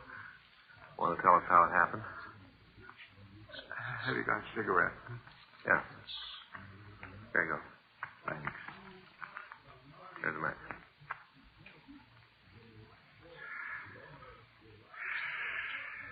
I had a chance to lease the place to some other people. More money. I tried to get her out. Go ahead. I tried to talk to her. I tried to get her to retire. She had enough money. She didn't ever have to worry. All I wanted to do was to get out. But she wouldn't. She said I'd signed a lease with her and she was going to keep it. How much difference was there between what she was paying and what the new people were going to give you? $50 a month. You killed her for that? Oh, yeah, you don't understand. You got to try. Now, really, this is important. If you knew better, you'd know why I did it. You see, I went to her. I told her that I'd give her a lease on another piece of property.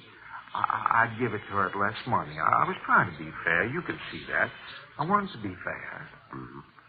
Well, that Saturday night, I decided to have it out with her. I went over to talk, tried to convince her.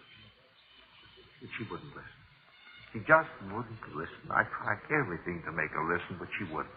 She just stood there and told me that she had the lease and she was going to keep it. She just stood there with that superior smile of hers, like she knew it all. Makes you want to hit her as hard as you could. If you knew her, you'd see what I mean. You'd see. Did you take the money? Yes. I don't know why I did that. Just all of a sudden, I got so mad at her, I picked up the knife, and I killed her. I didn't mean to, honest, I didn't. As soon as I saw her, I was sorry. I was real sorry. Yeah. Did you turn that water on? Well, I guess so. You see, I don't remember too good. I washed my hands after I killed her. I remember that. I guess I did leave the water on. I guess I did, yeah.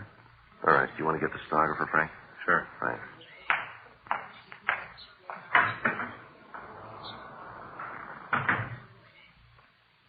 You'd seen the way she thought she was so much better than anybody else, you know. Is that right? And sure. All those old hens clucking around her all the time, building her up, making her feel superior, real superior. Uh-huh. If she just moved out, if she just let me have the place, it all would have been all right. If she'd just done that. That's a lot of money, you know. $50 a month. That's what I stood to make on the deal. Yeah. It was worth it, don't you think? $50 a month without turning her hands? Everybody'd figured that way, wouldn't they? Well, everybody'd think so. Now, when you get where you're going, you can ask him.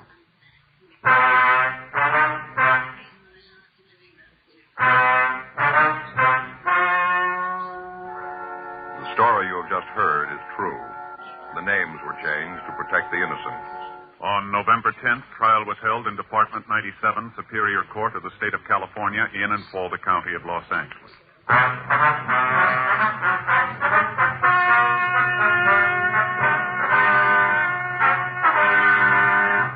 Virgil Emil Medina was tried and convicted of murder in the second degree and received sentence as prescribed by law.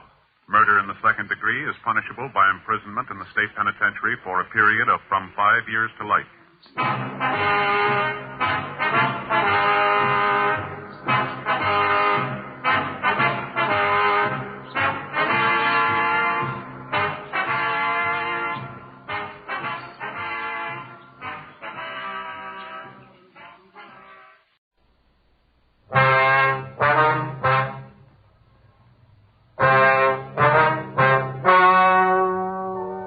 Ladies and gentlemen, the story you are about to hear is true. The names have been changed to protect the innocent. Dragnet is brought to you by Chesterfield, made by Liggett & Myers. first major tobacco company to give you a complete line of quality cigarettes.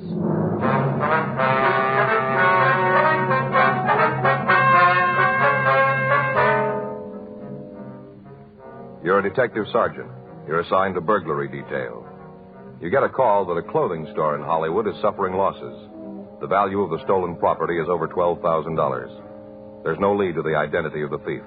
No pattern to his M.O. Your job, get him. Today, you'll hear these three words everywhere. Chesterfield's for me. The cigarette tested and approved by 30 years of scientific tobacco research. Chesterfield's for me. The cigarette with a proven good record with smokers. And first cigarette to have such a record.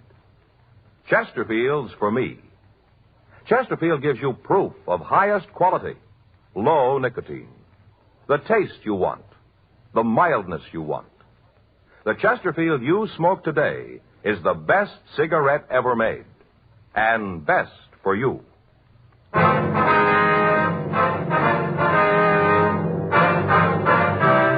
Dragnet, the documented drama of an actual crime. For the next 30 minutes, in cooperation with the Los Angeles Police Department, you will travel step by step on the side of the law through an actual case transcribed from official police files. From beginning to end, from crime to punishment, Dragnet is the story of your police force in action.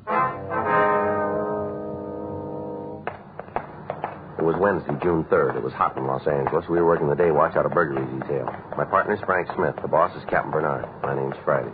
We were on our way out from the office, and it was 9:56 a.m. when we got to 1592 Vine Street. Dodd's Men's Store. Excuse me? Yeah? Wonder if you can tell us where we can find Leonard Dodds? Yeah, that's him, fellow back there in the blue suit. Thank you. Thank you. Well, I don't know how it happened, honey. No, I just came in this morning and I noticed the stuff was gone. Well, a whole shipment of suede coats.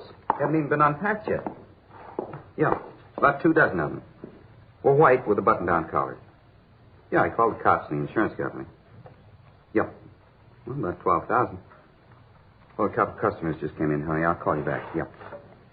Well, don't worry about it. Goodbye. Yes, sir? Can I help you, gentlemen? Mr. Dodds? That's right. Police officers. This is Frank Smith. My name's Friday. How do you do, sir? You reported a burglary this morning? Yeah, you guys from Hollywood? No, sir. We're out of Central. I didn't think I'd seen you around here before. You want to tell us what happened? Yeah. Come on back to the storeroom. When did you first discover the theft?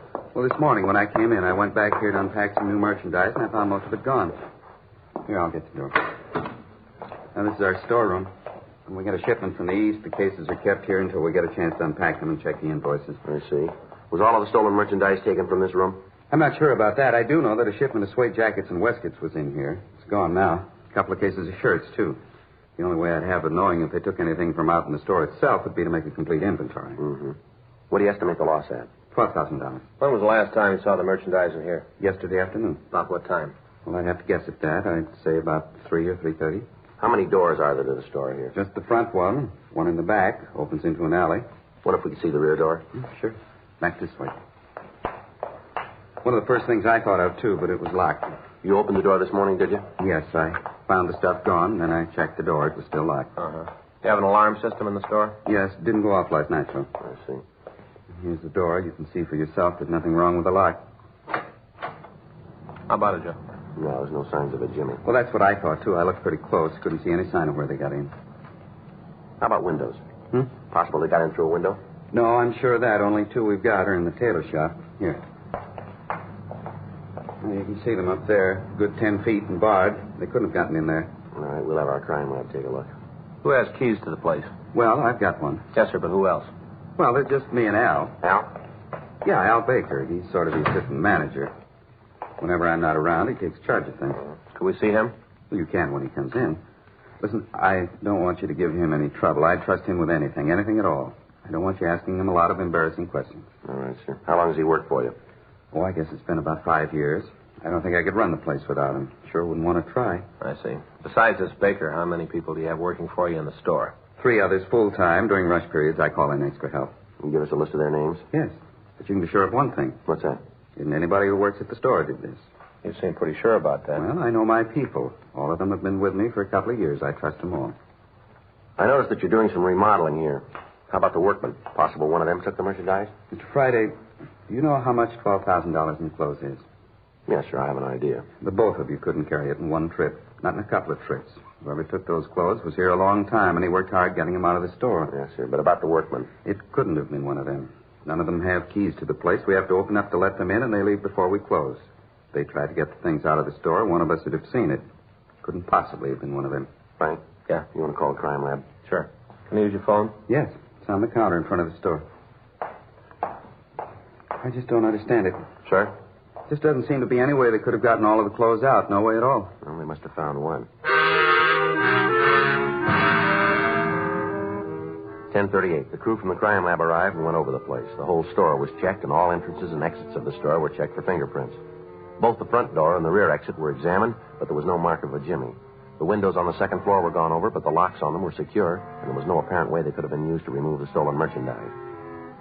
We talked to the other clerks from the store. From them, we got approximately the same story that we'd obtained from the store manager. They verified that the merchandise had been on the premises at 3:30 p.m. the day before. None of them could say for certain that it was there after that, however.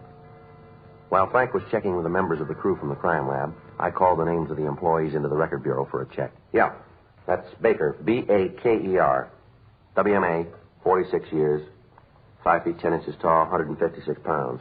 Right. What? No, no visible marks or scars. Right. Joe, I got something for you. Okay, if you'll check the names, I'll give you a call later. Right. What do you got? Come on upstairs. I got talking to Lee, and I figured from what they found, the merchandise had to be taken out in the daytime. Lee goes along with that? Yeah. The way the doors look, if they were open, somebody used a key. Mm-hmm. He thinks like we do, that somebody took the cases out, planted them, then picked the stuff up last night. Well, what do you got up here? Window that opens out on the roof of the next building. We checked the lock. It hasn't been tampered with. Yeah. Come on. Climb up. No bars on this one, huh? Over here. Right there behind the air shaft. Now, what is it? Take a look. Shirts. In this one, suede coats. Is this all that was taken? No. Manager says it's about half. No sign of the rest of it, huh? No. Must have taken that last night. Figures the thief will be back tonight for the rest. Well, it'll be here. Mm-hmm. So will we.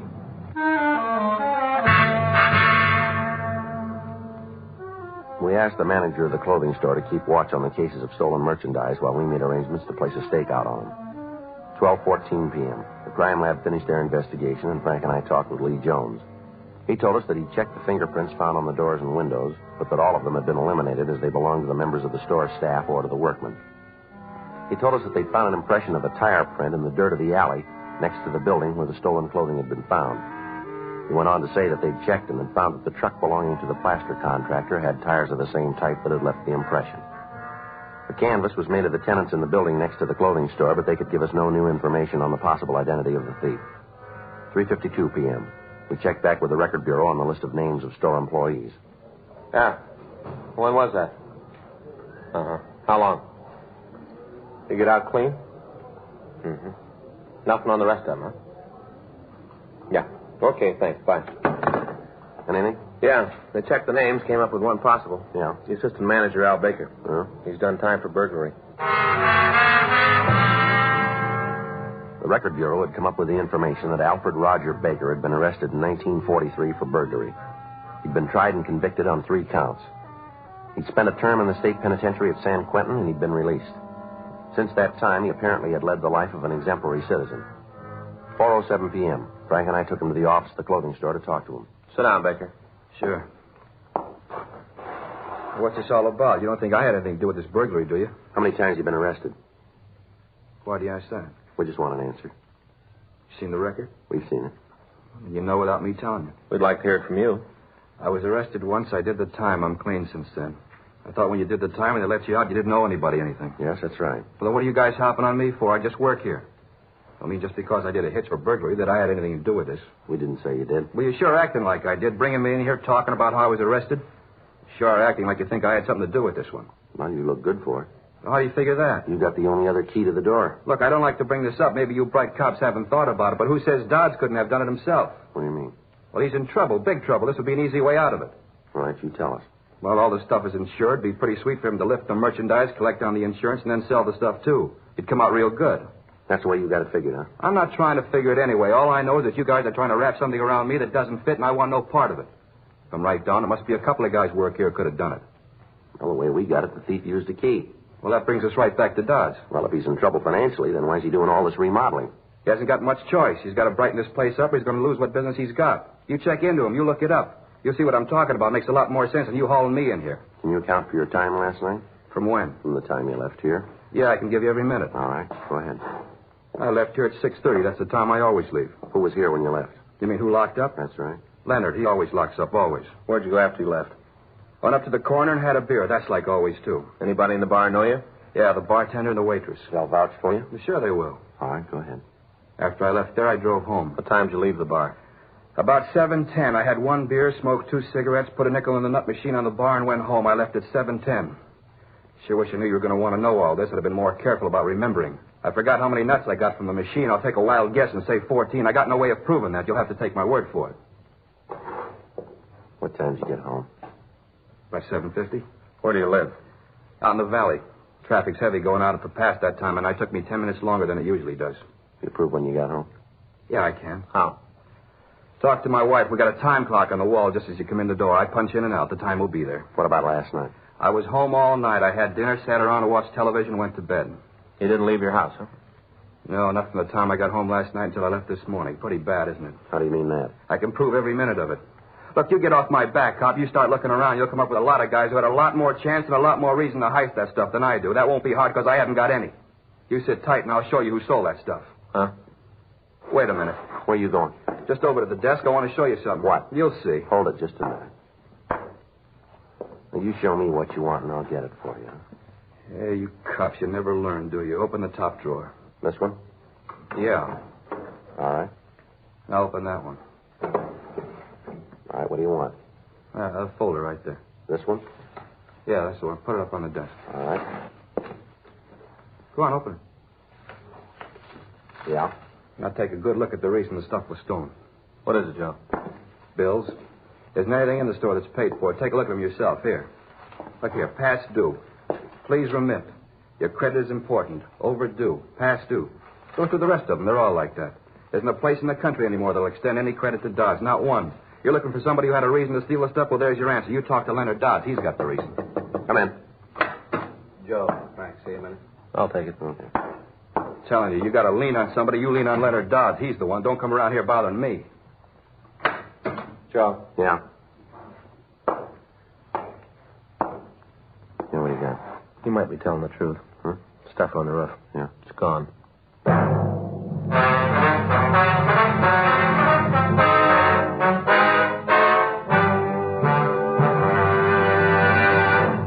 You are listening to Dragnet, the authentic story of your police force in action. Meet Peter Lind Hayes and Mary Healy, America's favorite husband and wife comedy team. They are typical of smokers everywhere who are saying, Chesterfields for me. Mary says, I've smoked regular-sized Chesterfields for about 7 years. Guess that ought to prove how I feel about Chesterfield's taste and mildness. Peter says, Chesterfields for me, too. As far as I'm concerned, King is the only size. And like Mary says, Chesterfield is the only cigarette. Either way you like them, I'll bet you'll find Chesterfield is best for you. Yes, smoke America's most popular two-way cigarette. Regular and king-size Chesterfield. The best cigarette ever made. And best for you.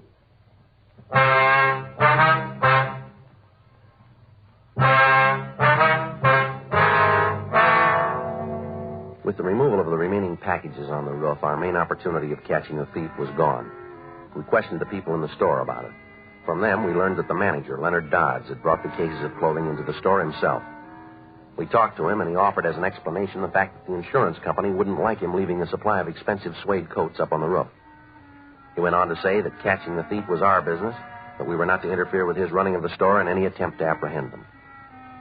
We tried to question him regarding the accusations made by the salesman, Al Baker. He said they were ridiculous and that we should know better than to listen to the accusations made by an ex-convict. He went on to say that he resented the questions we put to him, and that if we intended to continue, he would have to get in touch with his lawyer.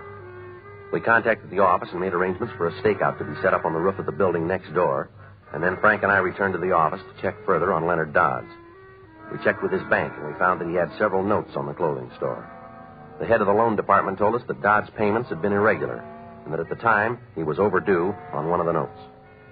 We contacted the insurance company and found that Dodds had made a claim on the stolen merchandise that morning and had requested payment as soon as possible. We turned a list of the stolen articles over to pawn shop detail and asked them to see that the information would get into the hands of the second-hand dealers in the city. 10:15 p.m. Frank and I filled out the log and prepared to leave the office. You about ready? Yeah, I'll be right with you. I got it. Burglary Friday. Yes, ma'am. Well, I'm not sure. No, the officer that handled the case isn't here right now. I wonder if I could take a message. Yes, ma'am. He'll call you when he gets in. All right, Yes, all right. If you'll wait just a minute, I'll transfer you to the main jail. No, the main jail. They'll probably be able to tell you. Yes, that's right. Just a minute. Hold on, please.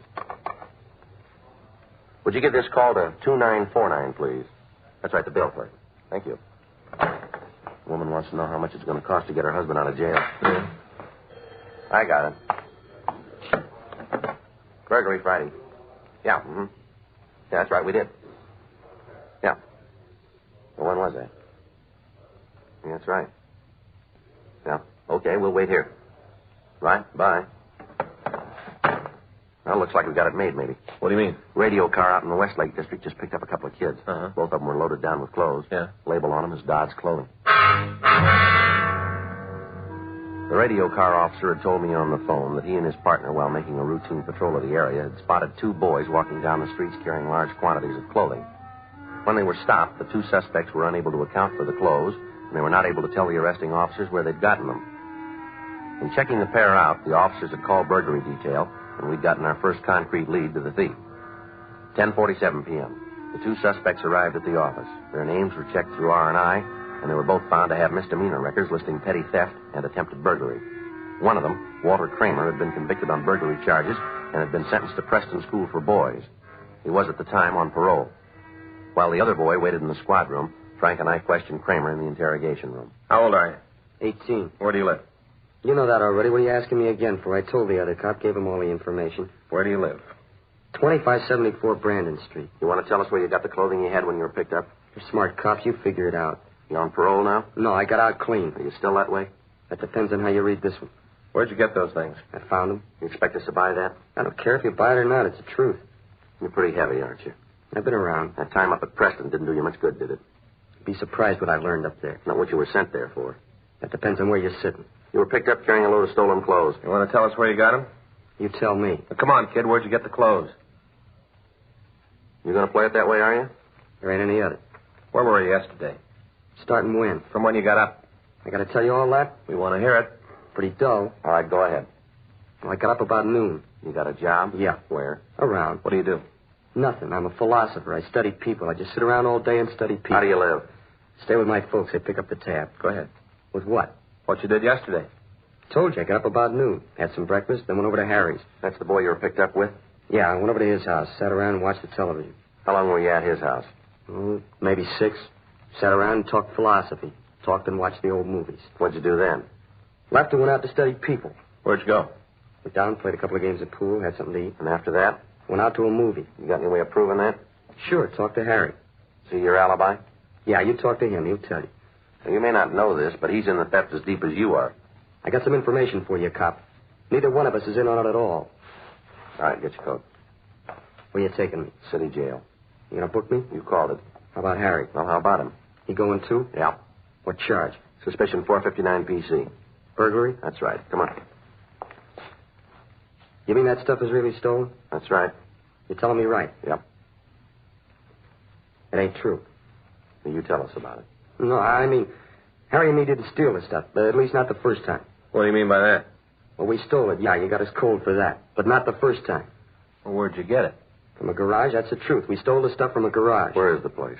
I'll show you. There's a lot more stuff there. A lot more. Clothing? Yeah. Whose garage is it? I don't know. Harry and me were walking around out there, and we saw this truck pull up. Guy got out and then loaded some packing cases. When was all this? Last night. The way the garage looked, though, it wasn't the first time. The place was loaded. A lot of shirts, coats, suits, all kinds of things.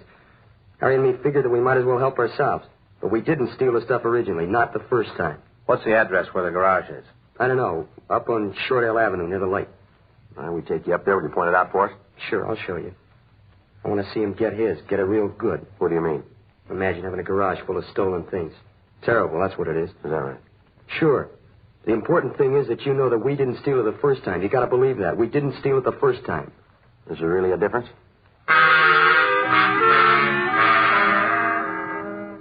12:15 a.m. We talked to the suspect that had been picked up with Kramer. He gave us substantially the same story that we'd gotten from the first boy. They both agreed to take us out to the garage where they'd found the stolen merchandise. Before we left the office, we put in a call to the clothing store, but there'd been no report from the stakeout on the roof. The two suspects directed us to drive out toward Silver Lake.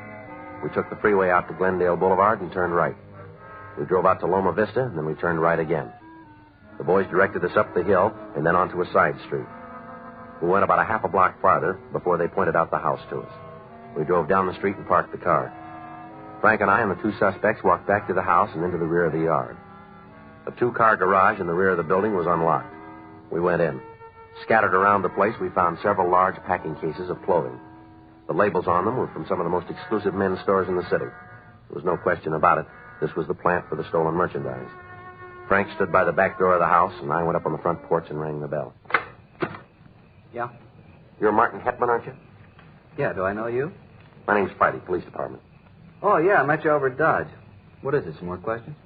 Yeah, a few. Kind of late to come around it. Well, maybe a little.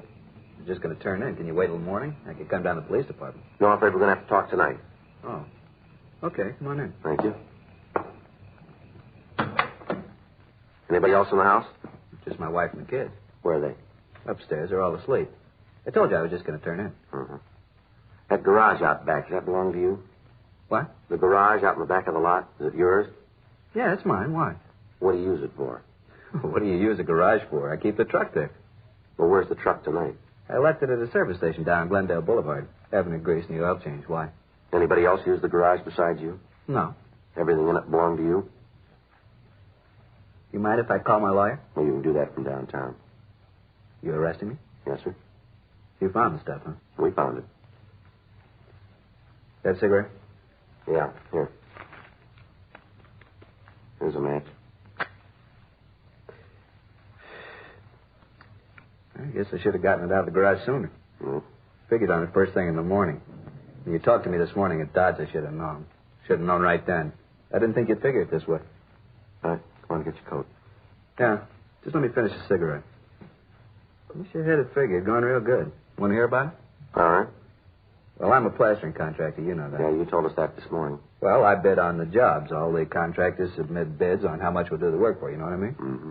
I always got in with a low bid. Used to drive the other contractors crazy. Never could figure out how I could come out on it. You see it, though, don't you? Well, you tell me. Well, you see, if a job would cost me, say, $3,500 to do, I'd put in a bid for $2,500. I always get the job, and then I'd steal the other $1,000 of merchandise, see? Mm-hmm. That way I could come out and nobody get hurt. What about the store owner? They weren't insured. Only body in the middle was the insurance company, so you see, nobody really got hurt. You about finished with that cigarette now? Yeah, just about. You're pretty lucky, you know? Is that right? Yeah, sure. This was going to be the last time. I figured that after this, I'd be able to go it straight. Got my equipment all paid for, money in the bank. Figured I could go it straight. This was going to be the last time. Well, you were right, weren't you? Hey, you might tell me something? What's that? How'd you tag me? How'd you find out? We caught a couple of kids breaking into the garage. They'd stolen some of the clothes. They were picked up, and they pointed the place out to us. Kids? That's right. Oh, about that. That's really terrible, isn't it? What is? Oh, this younger generation. Now, I had legitimate reason. I was just trying to come out. Wasn't anybody going to get hurt my way. But those kids. I hope you're going to put them away for a long time, little thieves. Come on, get your coat. Let's go. That's just awful. No sense of honesty at all. I sure hate to think of what the world's coming to. You want to tell me something, Hetman? Well, sure. What do you want to know? Well, you said you just stole the difference between what you agreed to do the job for and what it really ought to be. I got it right? Yeah, just the difference. Well, you hit the Dodge store pretty hard, didn't you? $12,000 worth? Well, you see, that was a kind of a deal. Well. I didn't get anything on the last job, not a thing, so I had to make up for it, you see what I mean? Yeah. I had to come out some way. Nobody'd expect me to take a complete loss, would they? I wouldn't know about that. I just wanted what I had coming. Yeah, well, you're going to get it this time.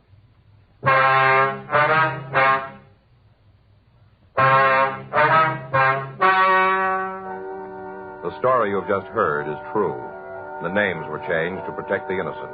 On October 17th, trial was held in Department 89, Superior Court of the State of California, in and for the County of Los Angeles. In a moment, the results of that trial. Now, here is our star, Jack Webb. Thank you, George Fenneman. Friends, the next time you buy cigarettes, I wish you'd give our Chesterfields a try.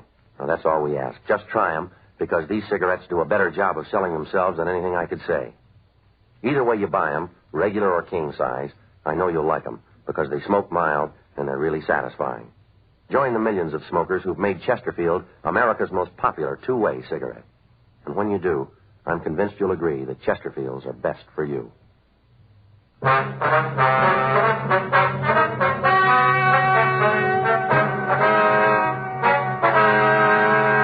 Martin Averill Hetman was tried and convicted of burglary in the second degree, 4 counts, and received sentence as prescribed by law.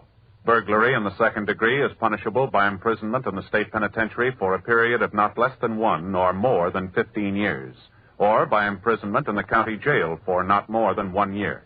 Walter James Kramer and Samuel Arthur Nicholson were tried and convicted of burglary in the first degree. Burglary in the first degree is punishable by imprisonment in the state penitentiary for a period of not less than 5 years. This is the year that the March of Dimes has started its polio prevention program. And your dimes and dollars are going to determine just how far this program is carried out. Join the March of Dimes and give extra. Give extra for victory over polio. You'll be glad you did.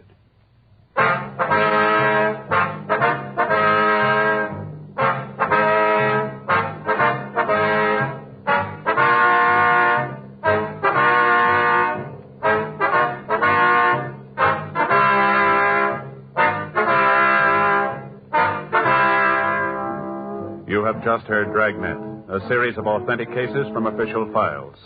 Technical advice comes from the Office of Chief of Police W.H. Parker, Los Angeles Police Department. Technical advisors, Captain Jack Donahoe, Sergeant Marty Wynn, Sergeant Vance Brasher. Heard tonight were Ben Alexander, Harry Bartell, Vic Perrin, Herb Ellis. Script by John Robinson. Music by Walter Schumann. Hal Gibney speaking. Watch an entirely different Dragnet case history each week on your local NBC television station. Please check your newspapers for the day and time. Chesterfield has brought you Dragnet, transcribed from Los Angeles.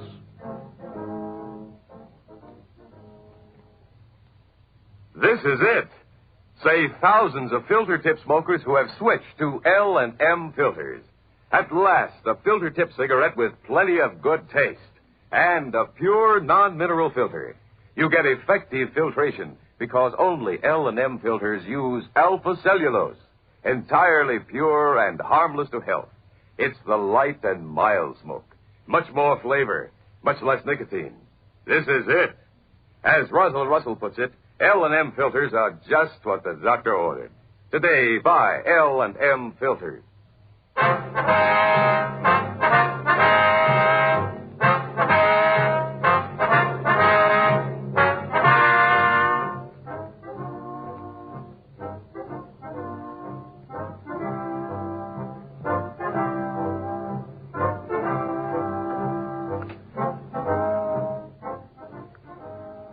Listen now to Barry Craig, next on the NBC Radio Network.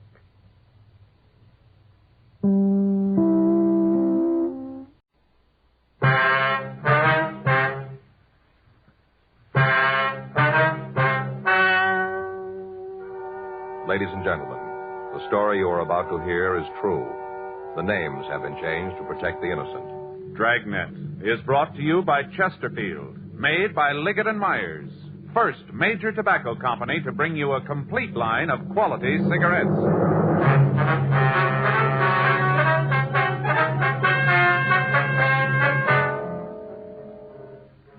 You're a detective sergeant. You're assigned to juvenile detail. 4 children in your city have apparently been abandoned by their mother. There's no trace of the woman's whereabouts. There's a possibility of foul play. Your job, investigate.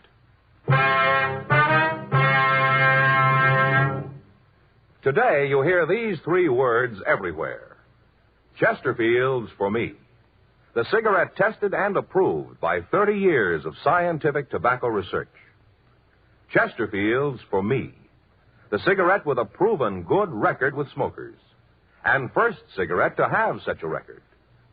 Chesterfield's for me. Chesterfield gives you proof of highest quality, low nicotine, the taste you want, the mildness you want.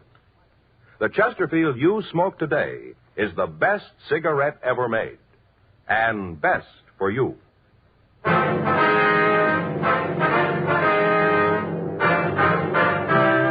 Dragnet, the documented drama of an actual crime. For the next 30 minutes, in cooperation with the Los Angeles Police Department, you will travel step by step on the side of the law through an actual case transcribed from official police files. From beginning to end, from crime to punishment, Dragnet is the story of your police force in action. It was Friday, February 8th.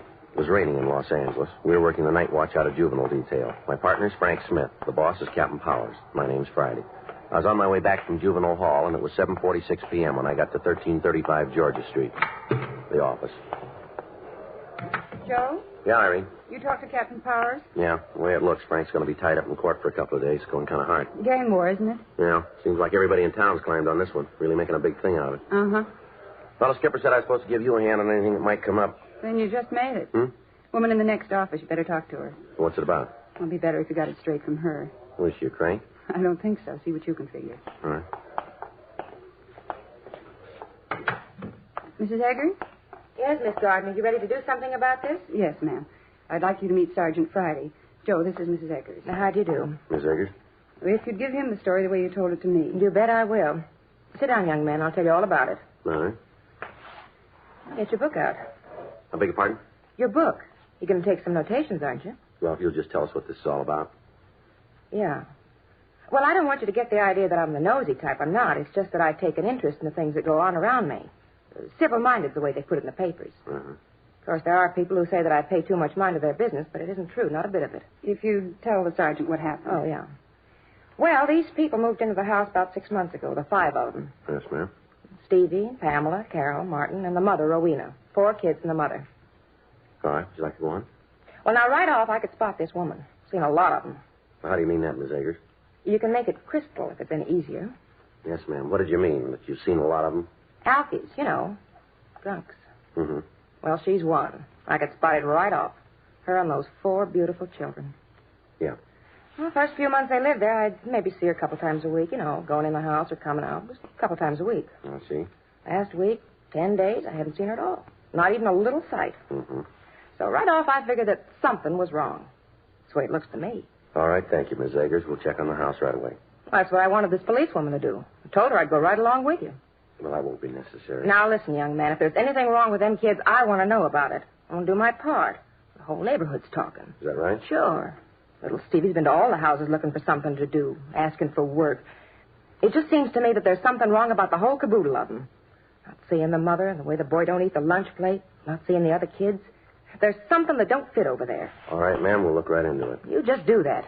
We'll see what I say is true. Thank you, Mrs. Eggers. Don't go thanking me. Just trying to be civil-minded, that's all. Mm-hmm. Just seems that there isn't anybody who cares about those kids. Well, that's not true, Miss Eggers. What? We do. 8:14 p.m. Policewoman Irene Gardner and I left the office and drove over to the address the Eggers woman had given us. The house was a small one-story clapboard building located on the rear of the lot. The front yard was overgrown with weeds, and there were neighborhood advertising papers lying around. When we arrived, there was a faint light on in one of the front rooms.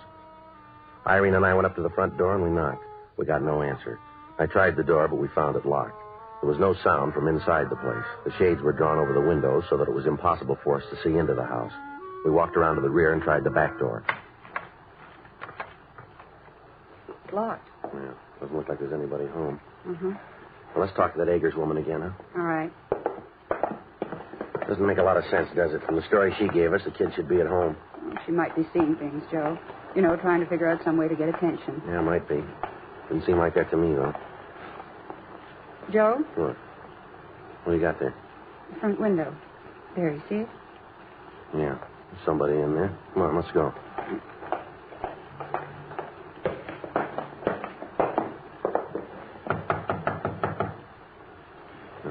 Try it again. Yeah. Not answering. Come on, open up in there. We know you're in there. Come on. Open the door. What do you want? Police officers, let us in. There's nothing wrong. Go away. No, we can't do that. Now, come on, open up. Who are you going to arrest? Nobody. We just want to talk to you. You sure that's all? That's right. Okay. Just a minute. What do you want? You Pamela Telford? I haven't done anything wrong. Well, we didn't say you did. Then what are you doing around here? What are you looking for? Is your mother in? What? Is your mother home? Well, yeah, she's here.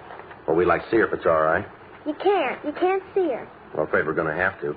She's lying down, asleep. That's why you can't talk to her. Well, what's the matter, little girl? Nothing. Why'd you ask something like that? Don't you think you better let us in? We're going to have to talk to your mother. But she's asleep. She's tired. You can't talk to her. You can't. Now, come on. You want to go and wake her up? There's some things we've got to talk to her about. I wonder if we could come in. It's kind of wet out here. How about it? And then you can get your mother and we can have our talk, huh? I guess you can come in. I guess it's all right. Come on in, Joe. Yeah. The front room was about 12 feet square. The only light in the room came from a candle in a jelly glass on a table. The only furniture in the place was the table that held the candle and a torn artificial leather and chrome couch. The floor was covered with paper, rain-soaked cardboard boxes, and dirty clothes. At a half a dozen different places, drops of dirty water were seeping through the roof. The water was being caught in empty tin cans that had been placed around the room. To the left was a door to a bedroom. In it, in a wooden crib, were 2 children. From the descriptions we'd gotten from the Agers woman, we recognized them as Martin Telford, age 4, and his sister Carol, age 2. As soon as the children saw Irene and me, they hid their heads under the dirty blanket that covered the crib. There was nothing else in the room except a dirty mattress lying on the floor in one corner. From the appearance of the bedding, it hadn't been laundered or changed in at least 3 weeks. On the other side of the house, a small kitchen was piled high with dirty dishes, pieces of rotting food, and empty tin cans. The plumbing in the house had apparently been out of order for several weeks. While Irene and I looked over the house, the girl who'd met us at the door, Pamela Telford, followed us. When we got back to the front room, she started to cry. All right, you want to tell us where she is? Come on, Pamela. It's not as bad as all that, is it? Here's a handkerchief. Here you are. Now, where's your mother? She's out looking for a job. It's kind of late for that, isn't it? I don't know. That's what she's doing, though. Out looking for a job. Well, now, why'd you tell us that she was here tonight? Because I didn't know what you wanted. I thought you were trying to arrest her. Well, why'd you think that? Because that's what she said. Your mother said that? Yes. She told us that policemen arrested people. She told us about it. How you did it once to her. Your mother's been arrested? Yes. Do you know why? Because she was. Well, what for, do you know? She got sick. She got sick and they put her in jail. Mm-hmm. That's why I told you she was asleep. I thought that you'd go away and leave us alone. It's sure cold in here. Yeah. Do you have any heat in the house, Pamela? There's a heater in the bedroom. Oh, I'll turn it on. Good.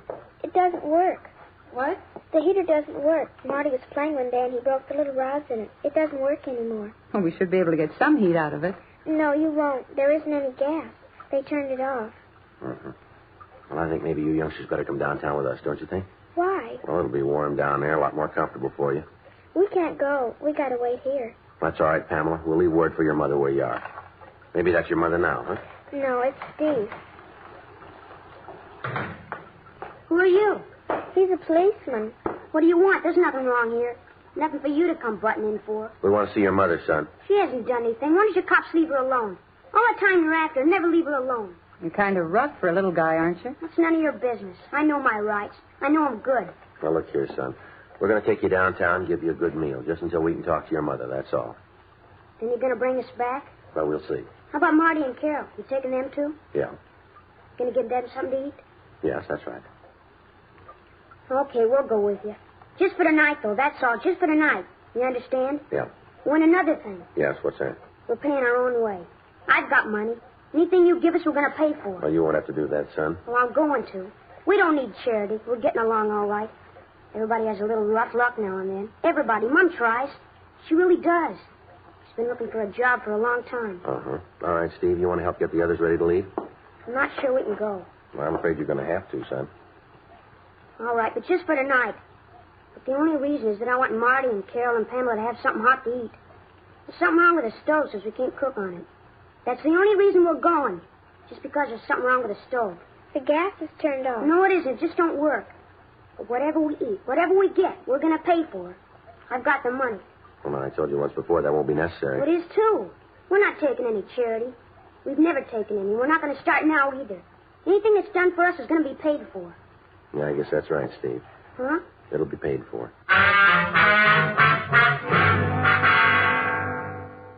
8:56 p.m. Men from the crime lab arrived and photographed the entire house. The pictures were held for evidence. A search of the house showed that there was no food for the children.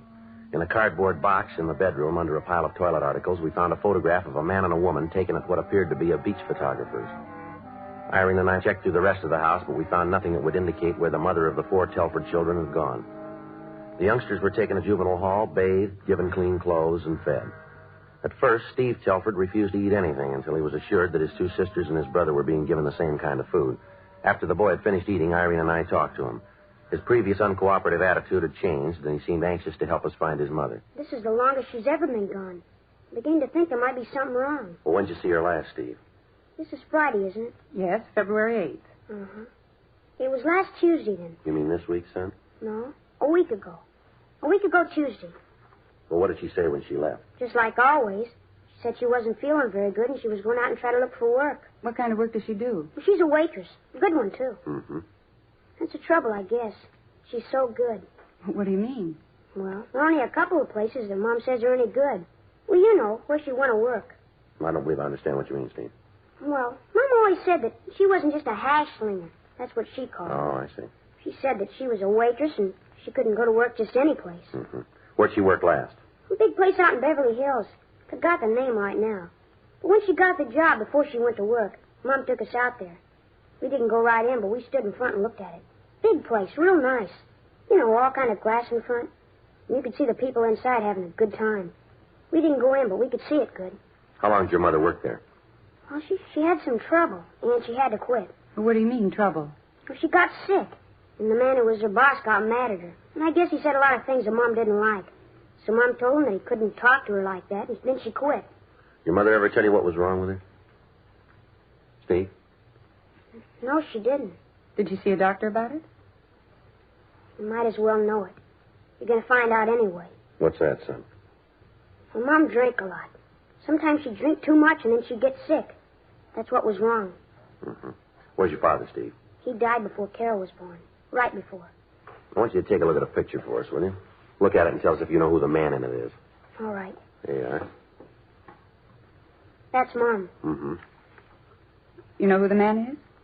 No. I don't think I ever saw him before. Does your mother have any men friends? No, I don't think so. At least she never told me about him.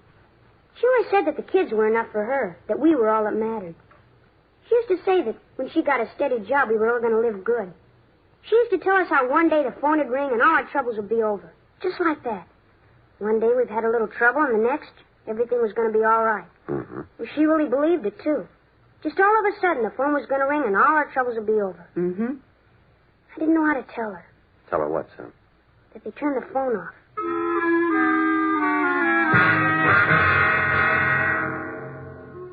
We had the name Rowena Telford checked through R&I. We found that the boy's story was true. The woman had been arrested once on a charge of 4127A LAMC, being drunk in a public place. Irene put in a call to the Waitresses Union and asked them to check to see if the woman was working any place in town. They came back with the information that the last job she'd held had been 6 months before, and that she'd been fired for insubordination and for being drunk. We showed the picture of the man and woman that we'd found at the Telford home around the department in the hopes that one of the officers might recognize the place where it was taken. None of them did. The next morning, we had several copies made, and we began a search of the bars along 5th Street. We asked each bartender if he'd ever seen the man or the woman. In the first 4 places we checked, we got yes answers to the query about the woman, but none of the people we talked to could tell us anything about the man in the picture. 2 more days passed without results. In the meantime, a warrant had been issued ordering the arrest of Rowena Telford, charging her with child neglect. A local and an APB were gotten out on her. On the 3rd day after we'd started our search for the missing woman, we talked with a bartender who was able to give us the name of the man in the picture. He described the man as a fry cook in one of the smaller restaurants down on 5th Street. We checked the restaurant, but we found that he'd been fired on Monday, the 28th of January. A check of his home address gave us no indication as to where he might be. Irene and I went back to the office and checked the name through R&I. Joe? Yeah? Did you come up with anything? Check the name. He's registered as an ex-convict. Uh-huh. Where'd he fall? Back in Pennsylvania. Did time for ADW. Well, we better talk to him, huh? Right now he looks awful good. Why do you say that? What he was arrested for. Yeah. He tried to beat a woman to death.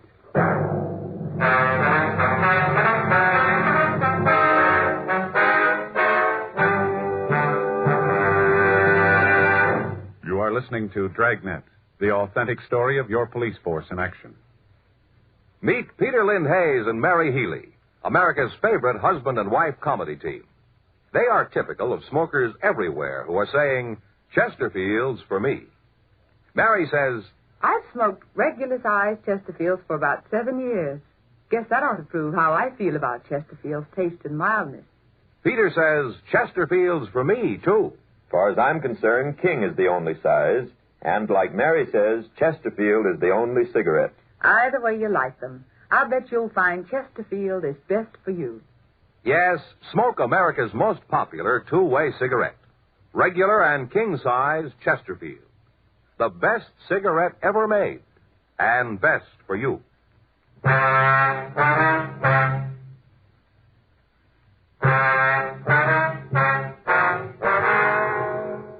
An immediate search was started for the man in the picture with Rowena Telford. From friends of his, we found that we might be able to locate him at a hamburger stand down at Santa Monica. Tuesday, February 12th. Policewoman Irene Gardner and I drove down to the beach. Should be it up there, huh? Yeah. Go ahead. Thanks. It's warm in here. Yeah. Yeah? You like to see Willis Thatcher? What for? Police officers. You're Thatcher, aren't you? Yeah, what do you want with me? A couple questions we'd like to ask you. Sure, I got nothing to hide. No reason to give you any trouble. What do you want to know? You know a woman named Rowena Telford? Why do you ask that? It's a simple question, Thatcher. Can you give us the right kind of an answer? How about it? Yeah, I know her. Why? What's she done now? When did you see her last? I don't know, a couple of weeks ago. Narrow that down, will you? Why? Listen, anything she did, I had no part of. We understand you were pretty friendly with her. That's not true. Sure, maybe I had a couple of dates with her, not more than a couple. That's it. And anybody in the world could put up with her for more than that. Why do you say a thing like that? You ever know her? No, we're looking for her. You? No, I've never met her. That's how come you can ask that kind of question. And if you knew her, if you spent any time with her, you had to know what I mean. Well, suppose you tell us. She's a lush. A real lush. All the time boozing it up. Wasn't so bad that she got loaded, but she was real loud when she was tanked up. Real loud. Is that right? Sure, check around. Ask her friends. Talk to them. They'll all tell you the same story. Every one of them. First off, she'd have a couple of drinks. Next thing you know, any fellow with her be trying to get out of a place without getting his head knocked off. She was always starting trouble. Sit down, order a drink. The next thing you know, some guy was asking you outside. Well, I ain't built to go outside too often. I get hurt bad when I fight. Mm-hmm. She have any other boyfriend? You don't listen very good, do What's you? that? I told you, isn't anybody around here it had much to do with. As far as I know, there wasn't nobody who went with her. How'd she seem the last time you saw her? All right. She had a little hangover. She always had one of those. Seemed depressed about anything? Not that she talked about. Mm-hmm. Did you say anything about leaving town? Not to me. Listen, how about giving me a break and telling me what this is all about? What are you after Rowena for? These fights you told us about. Do you ever have any arguments with Miss Telford? I don't think that's any of your business. We're writing it down that it is. Now, how about an answer? Well, we had a couple of beefs. I told you couldn't go around with her and not have a little trouble. Did you ever hit her? We're back to that, huh? What do you mean? You know the record, the time I did. You figure maybe I did something to Rowena. Isn't that it? You think I hurt her? We're asking you. Well, you're way off the road. I ain't going to try to con you. Sure, maybe I had a lot of reasons to want to belt her. I used to think a lot of Rowena. Awful lot. But that's all over. All I want her to do is to leave me alone. Stay away from me. I didn't ever hit her. I didn't hurt her, no matter what you think. All right. You got to believe that. I guess it sounds funny. I ain't trying to fool anybody. I'm ready to admit it. I'm a bum. Mm-hmm. She didn't have to keep telling me, not all the time. I knew it. Yeah. Nobody likes to be called a bum. Mm-hmm. Even if you know it's true. 1:47 p.m. We drove the suspect over to his rooming house and we checked the premises. We found nothing that would definitely tie him in with the disappearance of the Telford woman. After leaving his room, we took him downtown where he was held for further investigation on a charge of suspicion of murder. We checked communications, but we found that there'd been no word on the missing woman. Her name and description had been checked through the files in Missing Persons Bureau without results.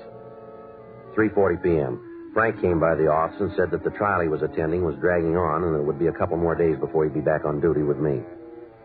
A petition was filed on behalf of the children charging violation of Section 273 APC, unfit home, asking that they be made wards of the juvenile court.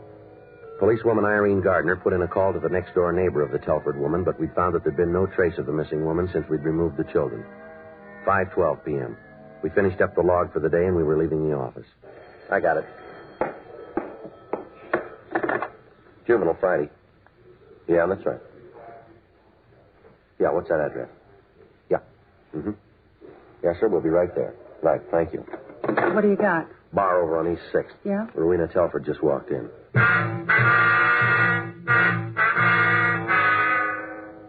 The bartender was one of those that we'd questioned when we first started our investigation. At the time, he knew the Telford woman, but he said that he hadn't seen her for several weeks. On the phone, he told me that she just walked into his bar. Irene Gardner and I left the office and drove over to the East 6th Street address, but the woman had just left. We had her description and a description of the clothes she was wearing. We put that out to all cars in the area, but she was not picked up. Irene Gardner and I went back to the office, and we put out a supplementary bulletin on the woman. At 8:14 p.m., we got a call from the woman who'd made the original complaint, Mrs. Crystal Eggers. She told us that the Telford woman had just walked into her own home. Irene and I left the office, and we drove out to the house on Vallejo Street. Right on. She must still be home. Yeah. Who is it? Police officers, we'd like to talk to you. Just a minute. It's about time you got here. You got them yet? I beg your pardon? You got the little brats? They all run off, all of them. Get my hands on them, and they're going to get what for. Where are they? We have them downtown, Miss Telford. Why don't you bring them home? This is where they belong. I get my hands on them. Oh, what I'm going to give that little Steve. You mind if we come in? No, come right ahead. You got to kind of choose the way the house looks. I've been away for a couple of days. You can see how the kids can mess the place up. I'm Sergeant Friday. This is Miss Gardner. Oh, how you do? Would you like to sit down? No, that's all right. How come you didn't bring them back? They're being held in juvenile hall, Miss Telford. For what? Well, when we found them, they were suffering from malnutrition. This place here, it's not fit for youngsters. Oh, so you just took them out and put them in a home, the way it is? Yes, ma'am, that's the way it is. Well, you've got your nerve. You really have. What? You coming in here and breaking up a home like this. You ought to be ashamed of yourself. We have a warrant for your arrest. Me? Yes, ma'am. Now, you listen to me, cop. You've got no right to come in here and break up my home. I know all about you, cops. All about you pussyfooting around trying to make everybody think you're so good. I know you for what you are, and I'll tell you this. Yes, ma'am, what's that? You better get those kids back here fast. Do you hear me? You get them back here fast, because if you don't, I'm going to sue you and her and the city for every dime it's got. I'll take this to any court in the country I have to, but I'm going to get my kids back. You ain't half as good as you think you are. You want it plain, real plain, so you can understand it. You stink, that's what. All of you stink. All right, ma'am, I think that's enough of that. Where have you been for the last 2 weeks? It was the most terrible thing that ever happened to me. To anybody. He told me he loved me and said we was going to get married. I thought it'd be nice for the kids. That's what I thought, for the kids.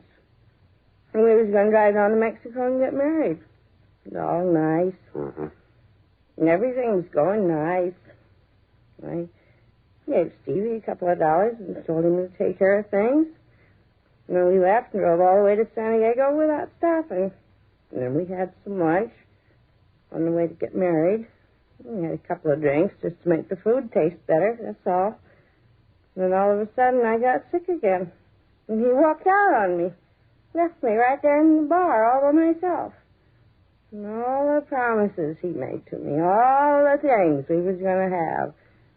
And all of it, just a lot of lies. As soon as I get a little sick, he just had a couple of drinks. He walked out on me. Left me right there, all by myself, you know. Mm-hmm. All by myself. I didn't have no money. No way to get back. What was I going to do? I believed him. I really thought he was going to marry me. I believed all he said, how things were going to be better. I believed it all. The dirtiest trick I ever heard of, walking out on a girl like that. A dirty trick. I got one to beat it. Hmm? The one you pulled on your children. The story you've just heard is true.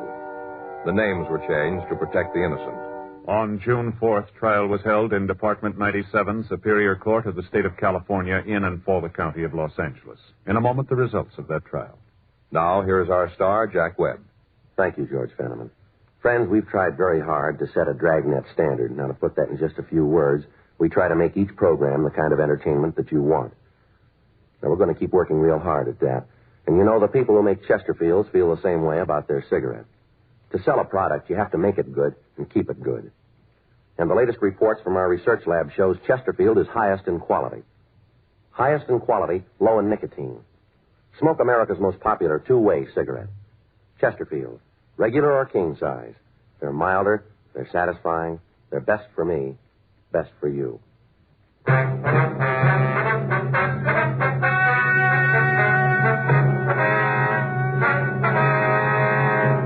Rowena Esther Telford was tried and convicted of violation of Section 273A PC, endangering the life and safety of a minor, which is punishable by imprisonment in the county jail for a period of not more than 1 year.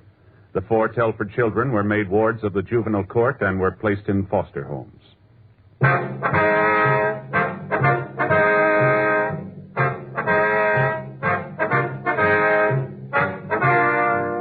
You have just heard Dragnet, a series of authentic cases from official files. Technical advice comes from the Office of Chief of Police W.H. Parker, Los Angeles Police Department. Technical advisors, Captain Jack Donahoe, Sergeant Marty Wynn, Sergeant Van Sprasher. Heard tonight were June Whitley, Sammy Ogg, Virginia Gregg. Script by John Robinson. Music by Walter Schumann. Hal Gibney speaking. Watch an entirely different Dragnet case history each week on your local NBC television station. Please check your newspapers for the day and time. Chesterfield has brought you Dragnet, transcribed from Los Angeles. Filter tip smokers, this is it. L&M Filters. The one filtered cigarette with plenty of good taste and a pure non-mineral filter. You get effective filtration because only the L&M filter contains the miracle product alpha cellulose, entirely pure, harmless to health. You get much more flavor, much less nicotine. It's the light and mild smoke. Yes, this is it. As Ann Sheridan puts it, L&M filters are just what the doctor ordered. Today, buy L&M filters.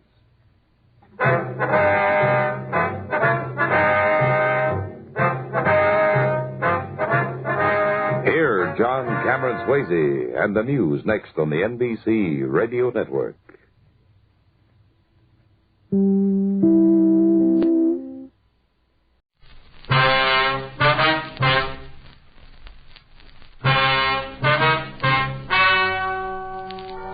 Ladies and gentlemen, the story you are about to hear is true. The names have been changed to protect the innocent. Dragnet is brought to you by Chesterfield, made by Liggett & Myers, first major tobacco company to bring you a complete line of quality cigarettes.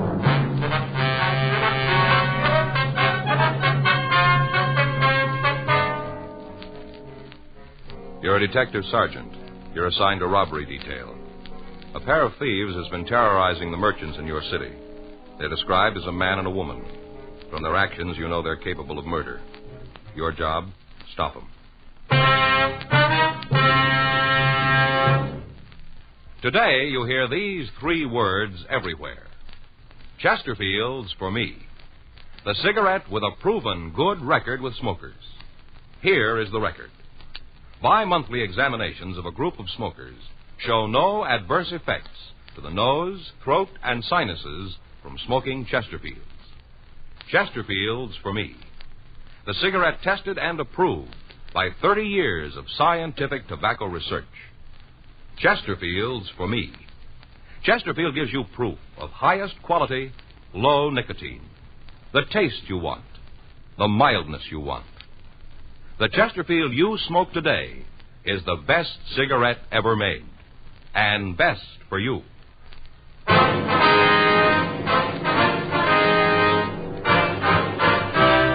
Dragnet, the documented drama of an actual crime. For the next 30 minutes, in cooperation with the Los Angeles Police Department, You will travel step by step on the side of the law through an actual case transcribed from official police files. From beginning to end, from crime to punishment, Dragnet is the story of your police force in action.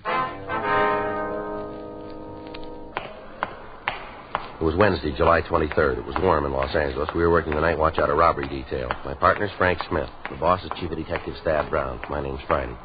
I was on my way back from the main jail, and it was 8:16 p.m. when I got to room 27A. Robbery detail. Hi, Slats. Joe? Any word from Frank? Yeah, I talked to Skipper this morning. He said they were having a little trouble with that extradition. Anything big? No, I guess not. Chief Brown said the authorities back in St. Louis would get it straightened out. Frank ought to be back in the middle of next week. Mm-hmm. Skipper said he wants me to work with you on that liquor store thing. Gaffney and I can use some help. We've run down just about every lead there is. They all end up in the same place. Well, I got a little of it. You want to fill me in on the rest? Yeah. Hot shot, I'll get it.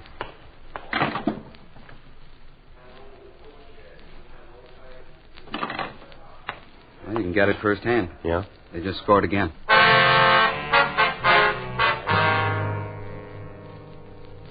Sergeant Slats Henry, Tom Gaffney, and I went downstairs to the carpool. We took out our robbery car and we rolled on the call code 3.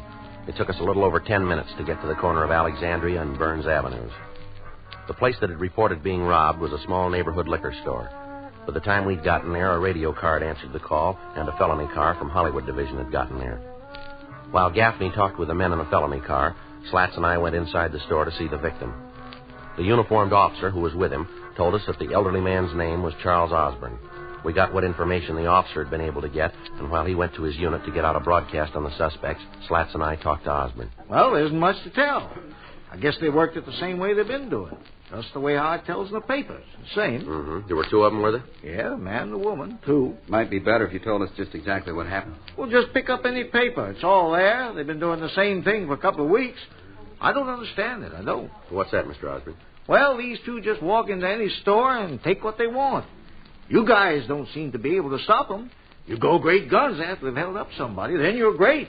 But where are you when they're doing the robbing, huh? Where are you then? Where? Well, if you'll just calm down here and tell us what happened, we might be able to do something about it. Oh. Well, they come in just like always. About what time was that? Well, it must have been around 8. I was a little too busy to look at my watch. Mm-hmm. You want to go ahead?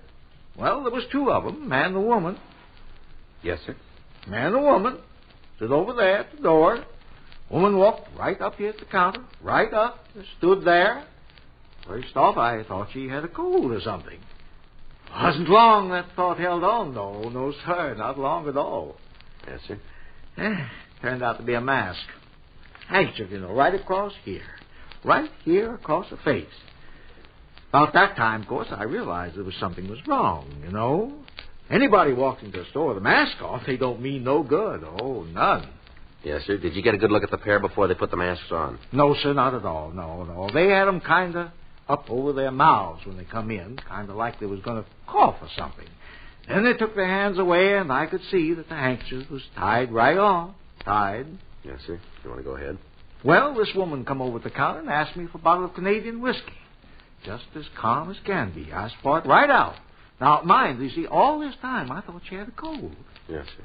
I walked over, you see, there. Yeah, that's where I keep the Canadian stuff, and got a bottle. I see. Got it right down, and I turned around, and there she was, just standing there with a mask on.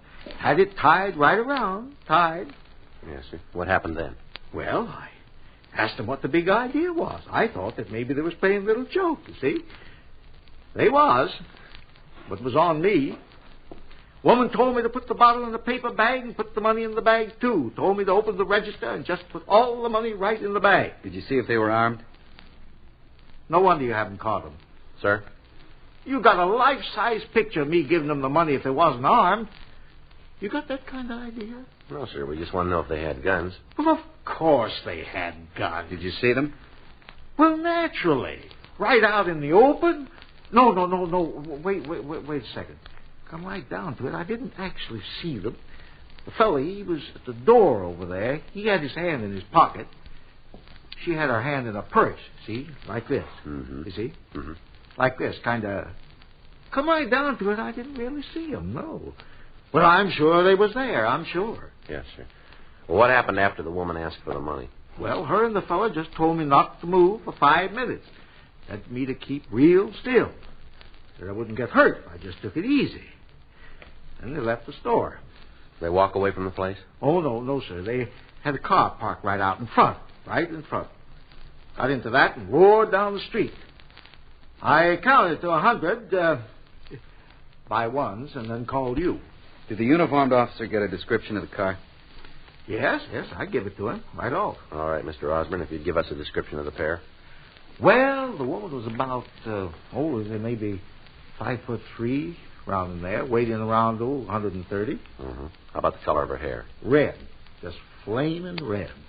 Had blue eyes, so I guess her hair really was that color. What color were the eyes? Flaming red. I told you that before. No, sir, yes. not her eyes. Yes. Oh, her eyes. Oh, I'm all confused here. Well, her eyes were blue. Yes, sir. So that's how I knew that. Hair was bright red. What was she wearing? Oh, had on a kind of beret, green coat, red purse, red shoes, low heel. The front was cut out. Mm-hmm. How about the man? What did he look like? Oh, he's a big one. He must have been around 6 feet. I couldn't tell too good because he was standing over there with a door. Oh, but he was a big one, I tell you. He weighed about 170, maybe more. How about his coloring? Dark hair, dark eyes. Of course, I couldn't see anything very good. Then he had that mask on. What was he wearing? He had a blue suit on, looked kind of like it was linen. How about his shirt and tie? White shirt, black tie. Shirt was a button-down collar. No hat. Did either one of them have any marks or scars that might make it easier to identify them? Not that I could see, no, sir. Well, how about accents? Either of them have any kind of speech peculiarity? No. Exactly what the woman say to you? You remember the words she used? Well, first off, she asked for the whiskey. Said, give me a bottle of Canadian whiskey. Didn't mention any special brand. Mm-hmm. Then when I brought it back, she said, just put it in the paper bag and empty the register in there, too. That's what the woman said. Did the man say anything at all? Well, when they was leaving, he said, stay put, Pop. Stay there for 5 minutes. You won't get hurt. Those are his words, exact. I remember them. Mm-hmm. All right, sir. We'd like you to come downtown and check some pictures for us, if you will. Well, I guess it'll be all right. You guys should sure get on the ball, though. It's getting pretty bad. Sir? It seems a little silly you can't catch these people right out instead of rushing around locking the door after the horse has been stole. A little late then, seems to me. Yes, sir. Well, they've been pretty lucky. They'll probably try the same thing again. Yeah. We'll try to be there the next time.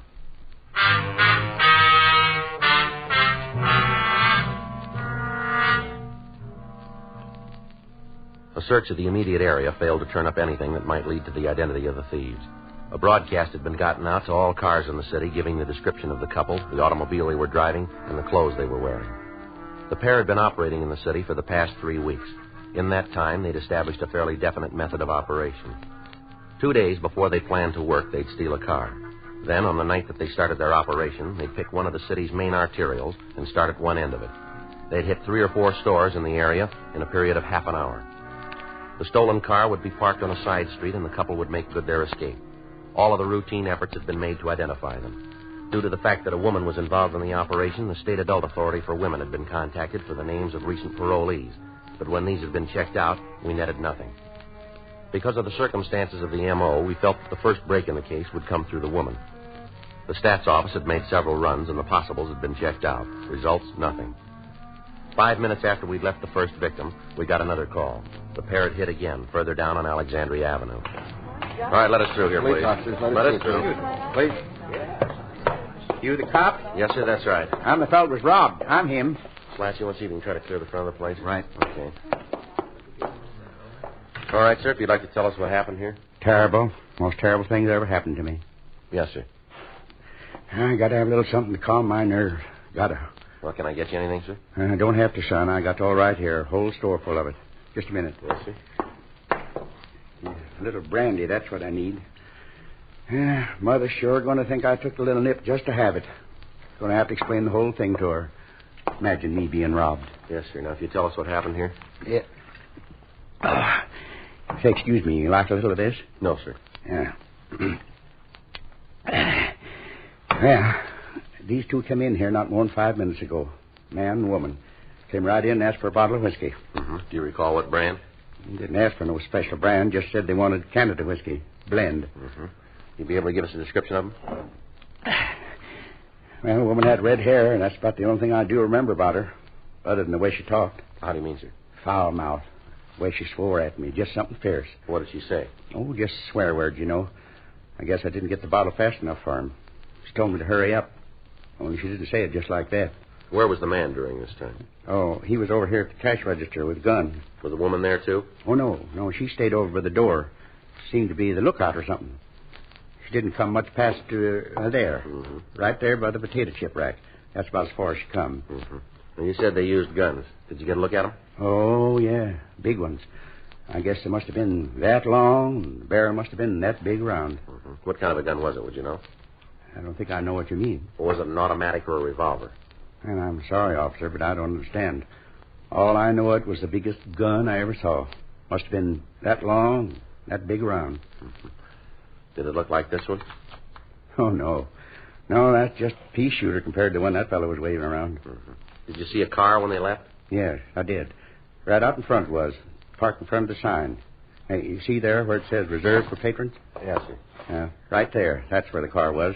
After the fellow told me to dump the cash into the paper bag with the bottle, the woman opened the door and both of them ran out and jumped into the car. Roared off down the street. But I got a good look at it. Real good. Mm-hmm. Then you can give us a description of it? You bet I can. Dark, 1953 Ford sedan. 4-door. Had one of them sun things on the front. You know, like a shade. Yes, sir. Used to have them on the buggies when I was a young man. Guess if you wait long enough, they get back to everything. Yes, sir. How much money did they get away with, sir? Oh, guess it must have been around $225. Round in there someplace. Give a couple, take a couple. Mm-hmm. Do you think you'd know either one of these people if you ever saw them again? No. You just bet I would. Even with those masks on, I'd be able to pick them right out of a crowd. You just stand them up in front of me and I'll point them out.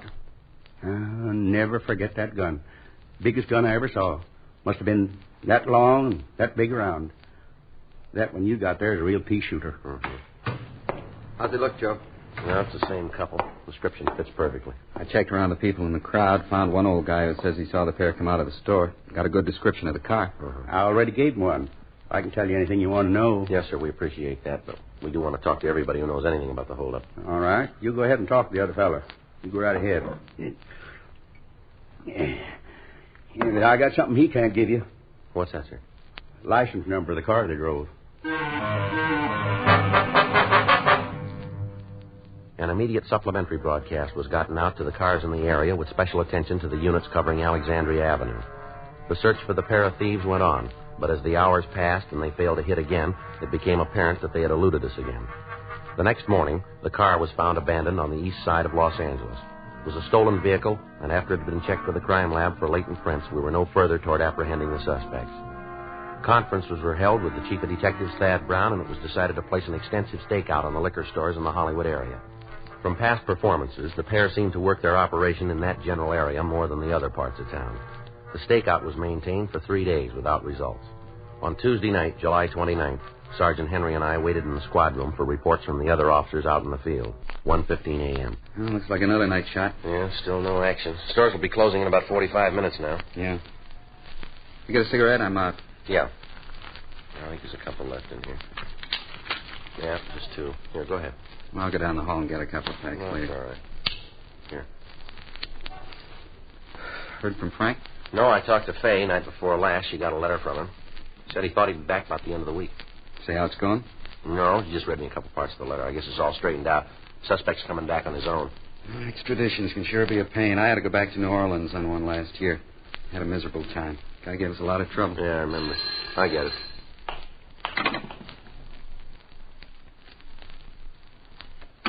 Now, let's go. They just hit again. In the stakeout area? No, out in Highland Park. They're way out on this one. What do you mean? Well, the victim decided to give him a little trouble. Yeah? The male suspect broke off the bottom of a whiskey bottle and worked the victim over. Mm-hmm. Almost killed him.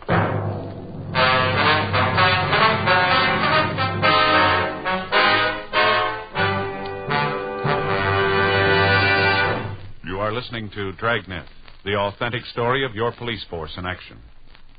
Chesterfield's for me. You hear it everywhere. A brand new survey of campus cigarette dealers at 274 leading colleges and universities shows Chesterfield the largest seller. Nobody knows it better than America's #1 band leader, Ray Anthony, who plays college dates coast to coast. Here is Ray with his attractive wife, Dee, In cigarettes, the young crowd really goes for Chesterfields. I've noticed that wherever we've played. And I guess it's one of the reasons Chesterfield is America's most popular two-way cigarette. Of course, Dee and I are Chesterfield smokers, too. We know they're best for us. Chesterfield's for me. You hear it everywhere. The Chesterfield you smoke today is the best cigarette ever made. And best for you.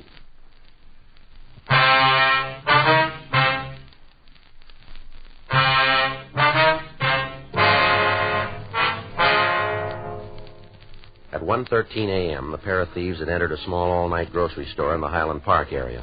They'd gone through the usual part of their M.O., asking for the bottle of Canadian whiskey and then the money. However, when they asked the victim to turn over the money to them, he had told them to get out of the store.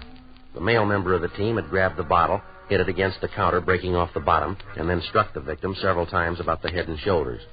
When we'd gotten the call, the man had been removed to Georgia Street Receiving Hospital, where he was in a critical condition. An immediate search of the area had failed to turn up anything that might lead us to the apprehension of the man and woman. A citywide broadcast was gotten out on the pair, and arrangements were made for their description to be broadcast on the police television program. Newspapers carried the stories and joined with us in asking for full cooperation from the public. For the next 3 days, we received several calls with information on the suspects, but when all of these were checked and sifted, we were right back where we started. The stakeouts were maintained on the liquor stores, but the suspects failed to hit again. On Monday, August 4th, we got a call from the county hospital telling us that the latest victim was in condition to be interviewed. Slats Henry and I drove over to see him. He was unable to tell us anything more than the dozen victims before him had told us. 3:15 p.m. We went back to the office. Want to check the book? Yeah, I'll get it. Yeah, there's a message here that a Reese McKay called. He left a number. Say what he wanted? No, just wants us to call. This table, we got to put something under this leg. It sure wobbles, doesn't it? Been that way for years. Yeah. I'd like to speak to Mr. Reese McKay, please. My name's Friday, Los Angeles Police Department. No, Police Department. Yes, surely.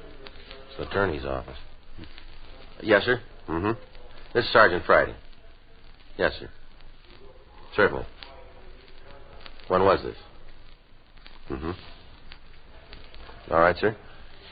No, we'll be right over. Yes, sir. Thank you very much. Oh, might be something. What'd he say? Woman was in his office this afternoon. Yeah? Said something about being involved in a robbery.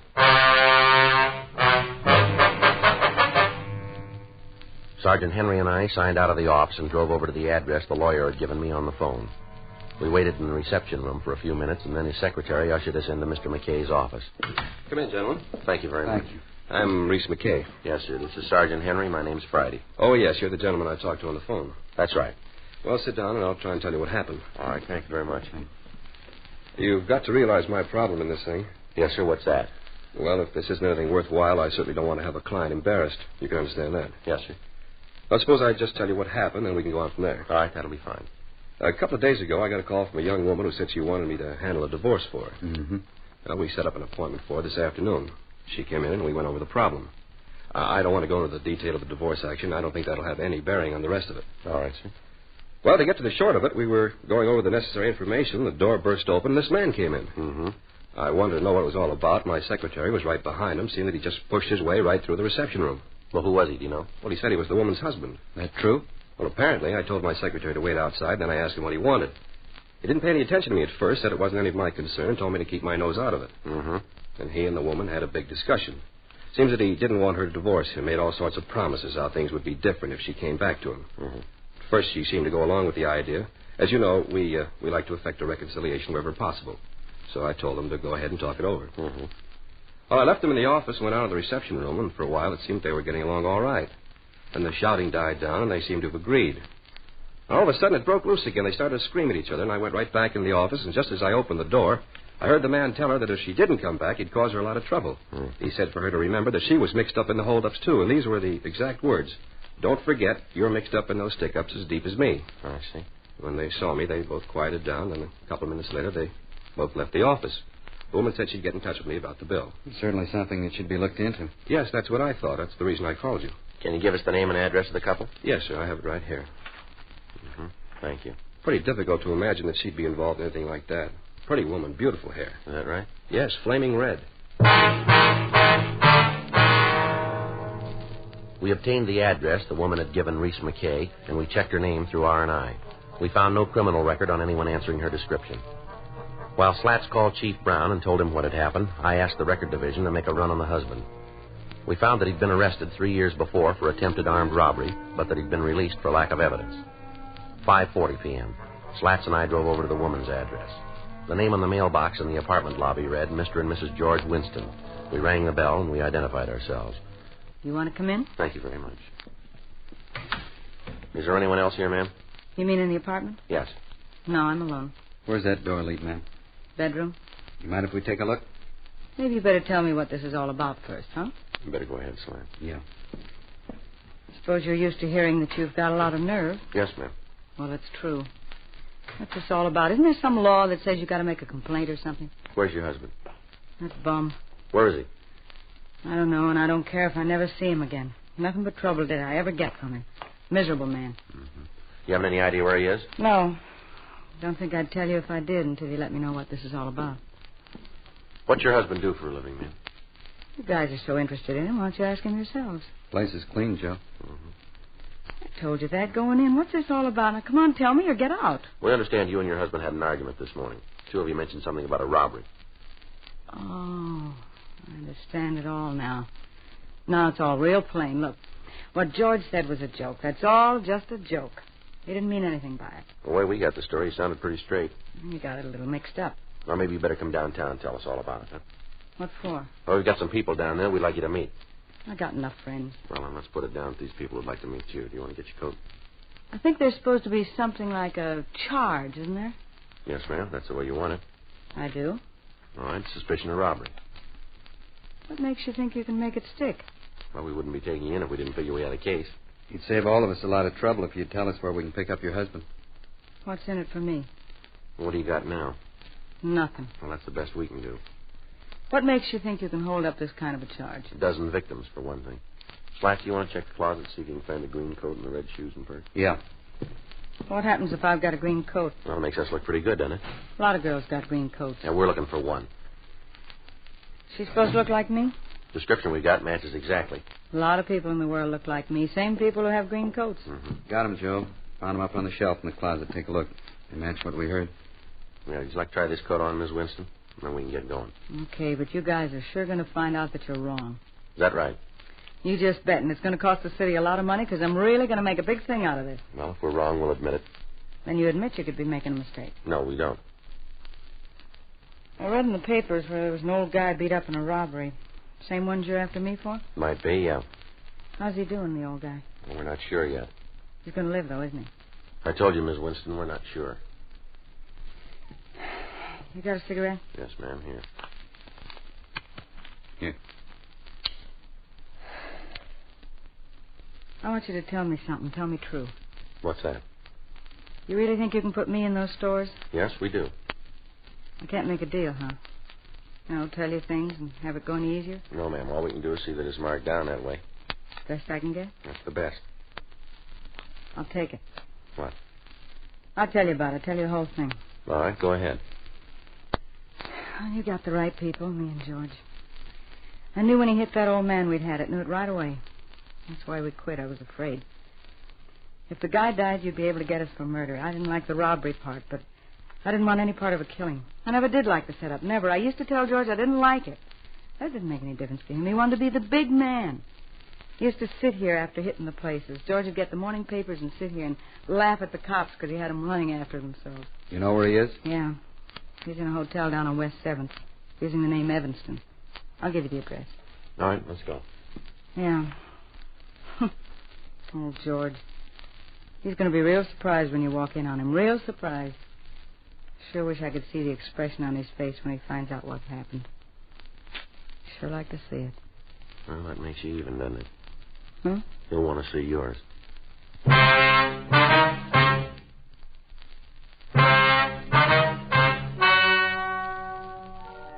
The story you have just heard is true.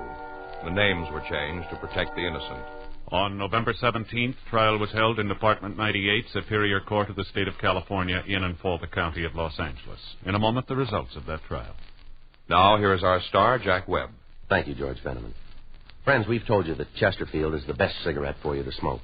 Now, to me, Chesterfield's record with people who do smoke them regularly backs up that statement.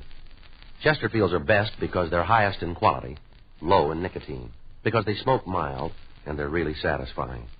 I wish you'd give them a try and see for yourself. America's most popular two-way cigarette. Regular or king-size Chesterfield. Best for me, best for you.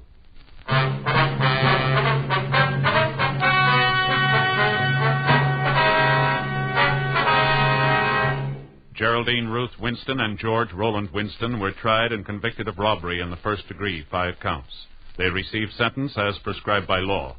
Robbery in the first degree is punishable by imprisonment for a period of not less than 5 years in the state penitentiary.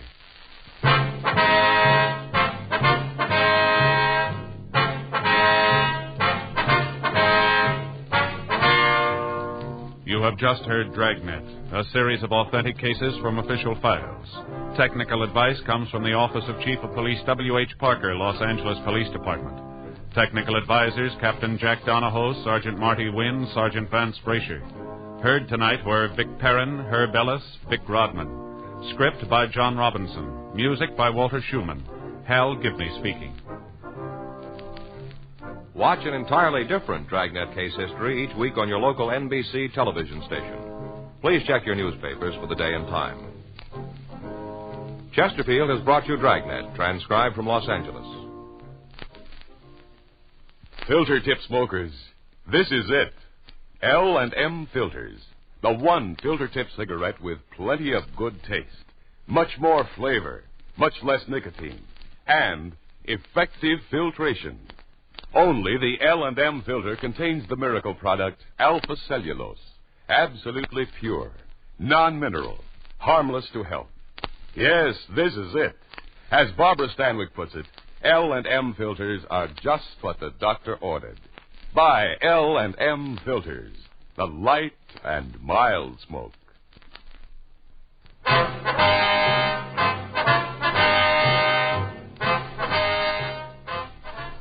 Hear Rocky Fortune following John Cameron Swayze in the news on the NBC Radio Network.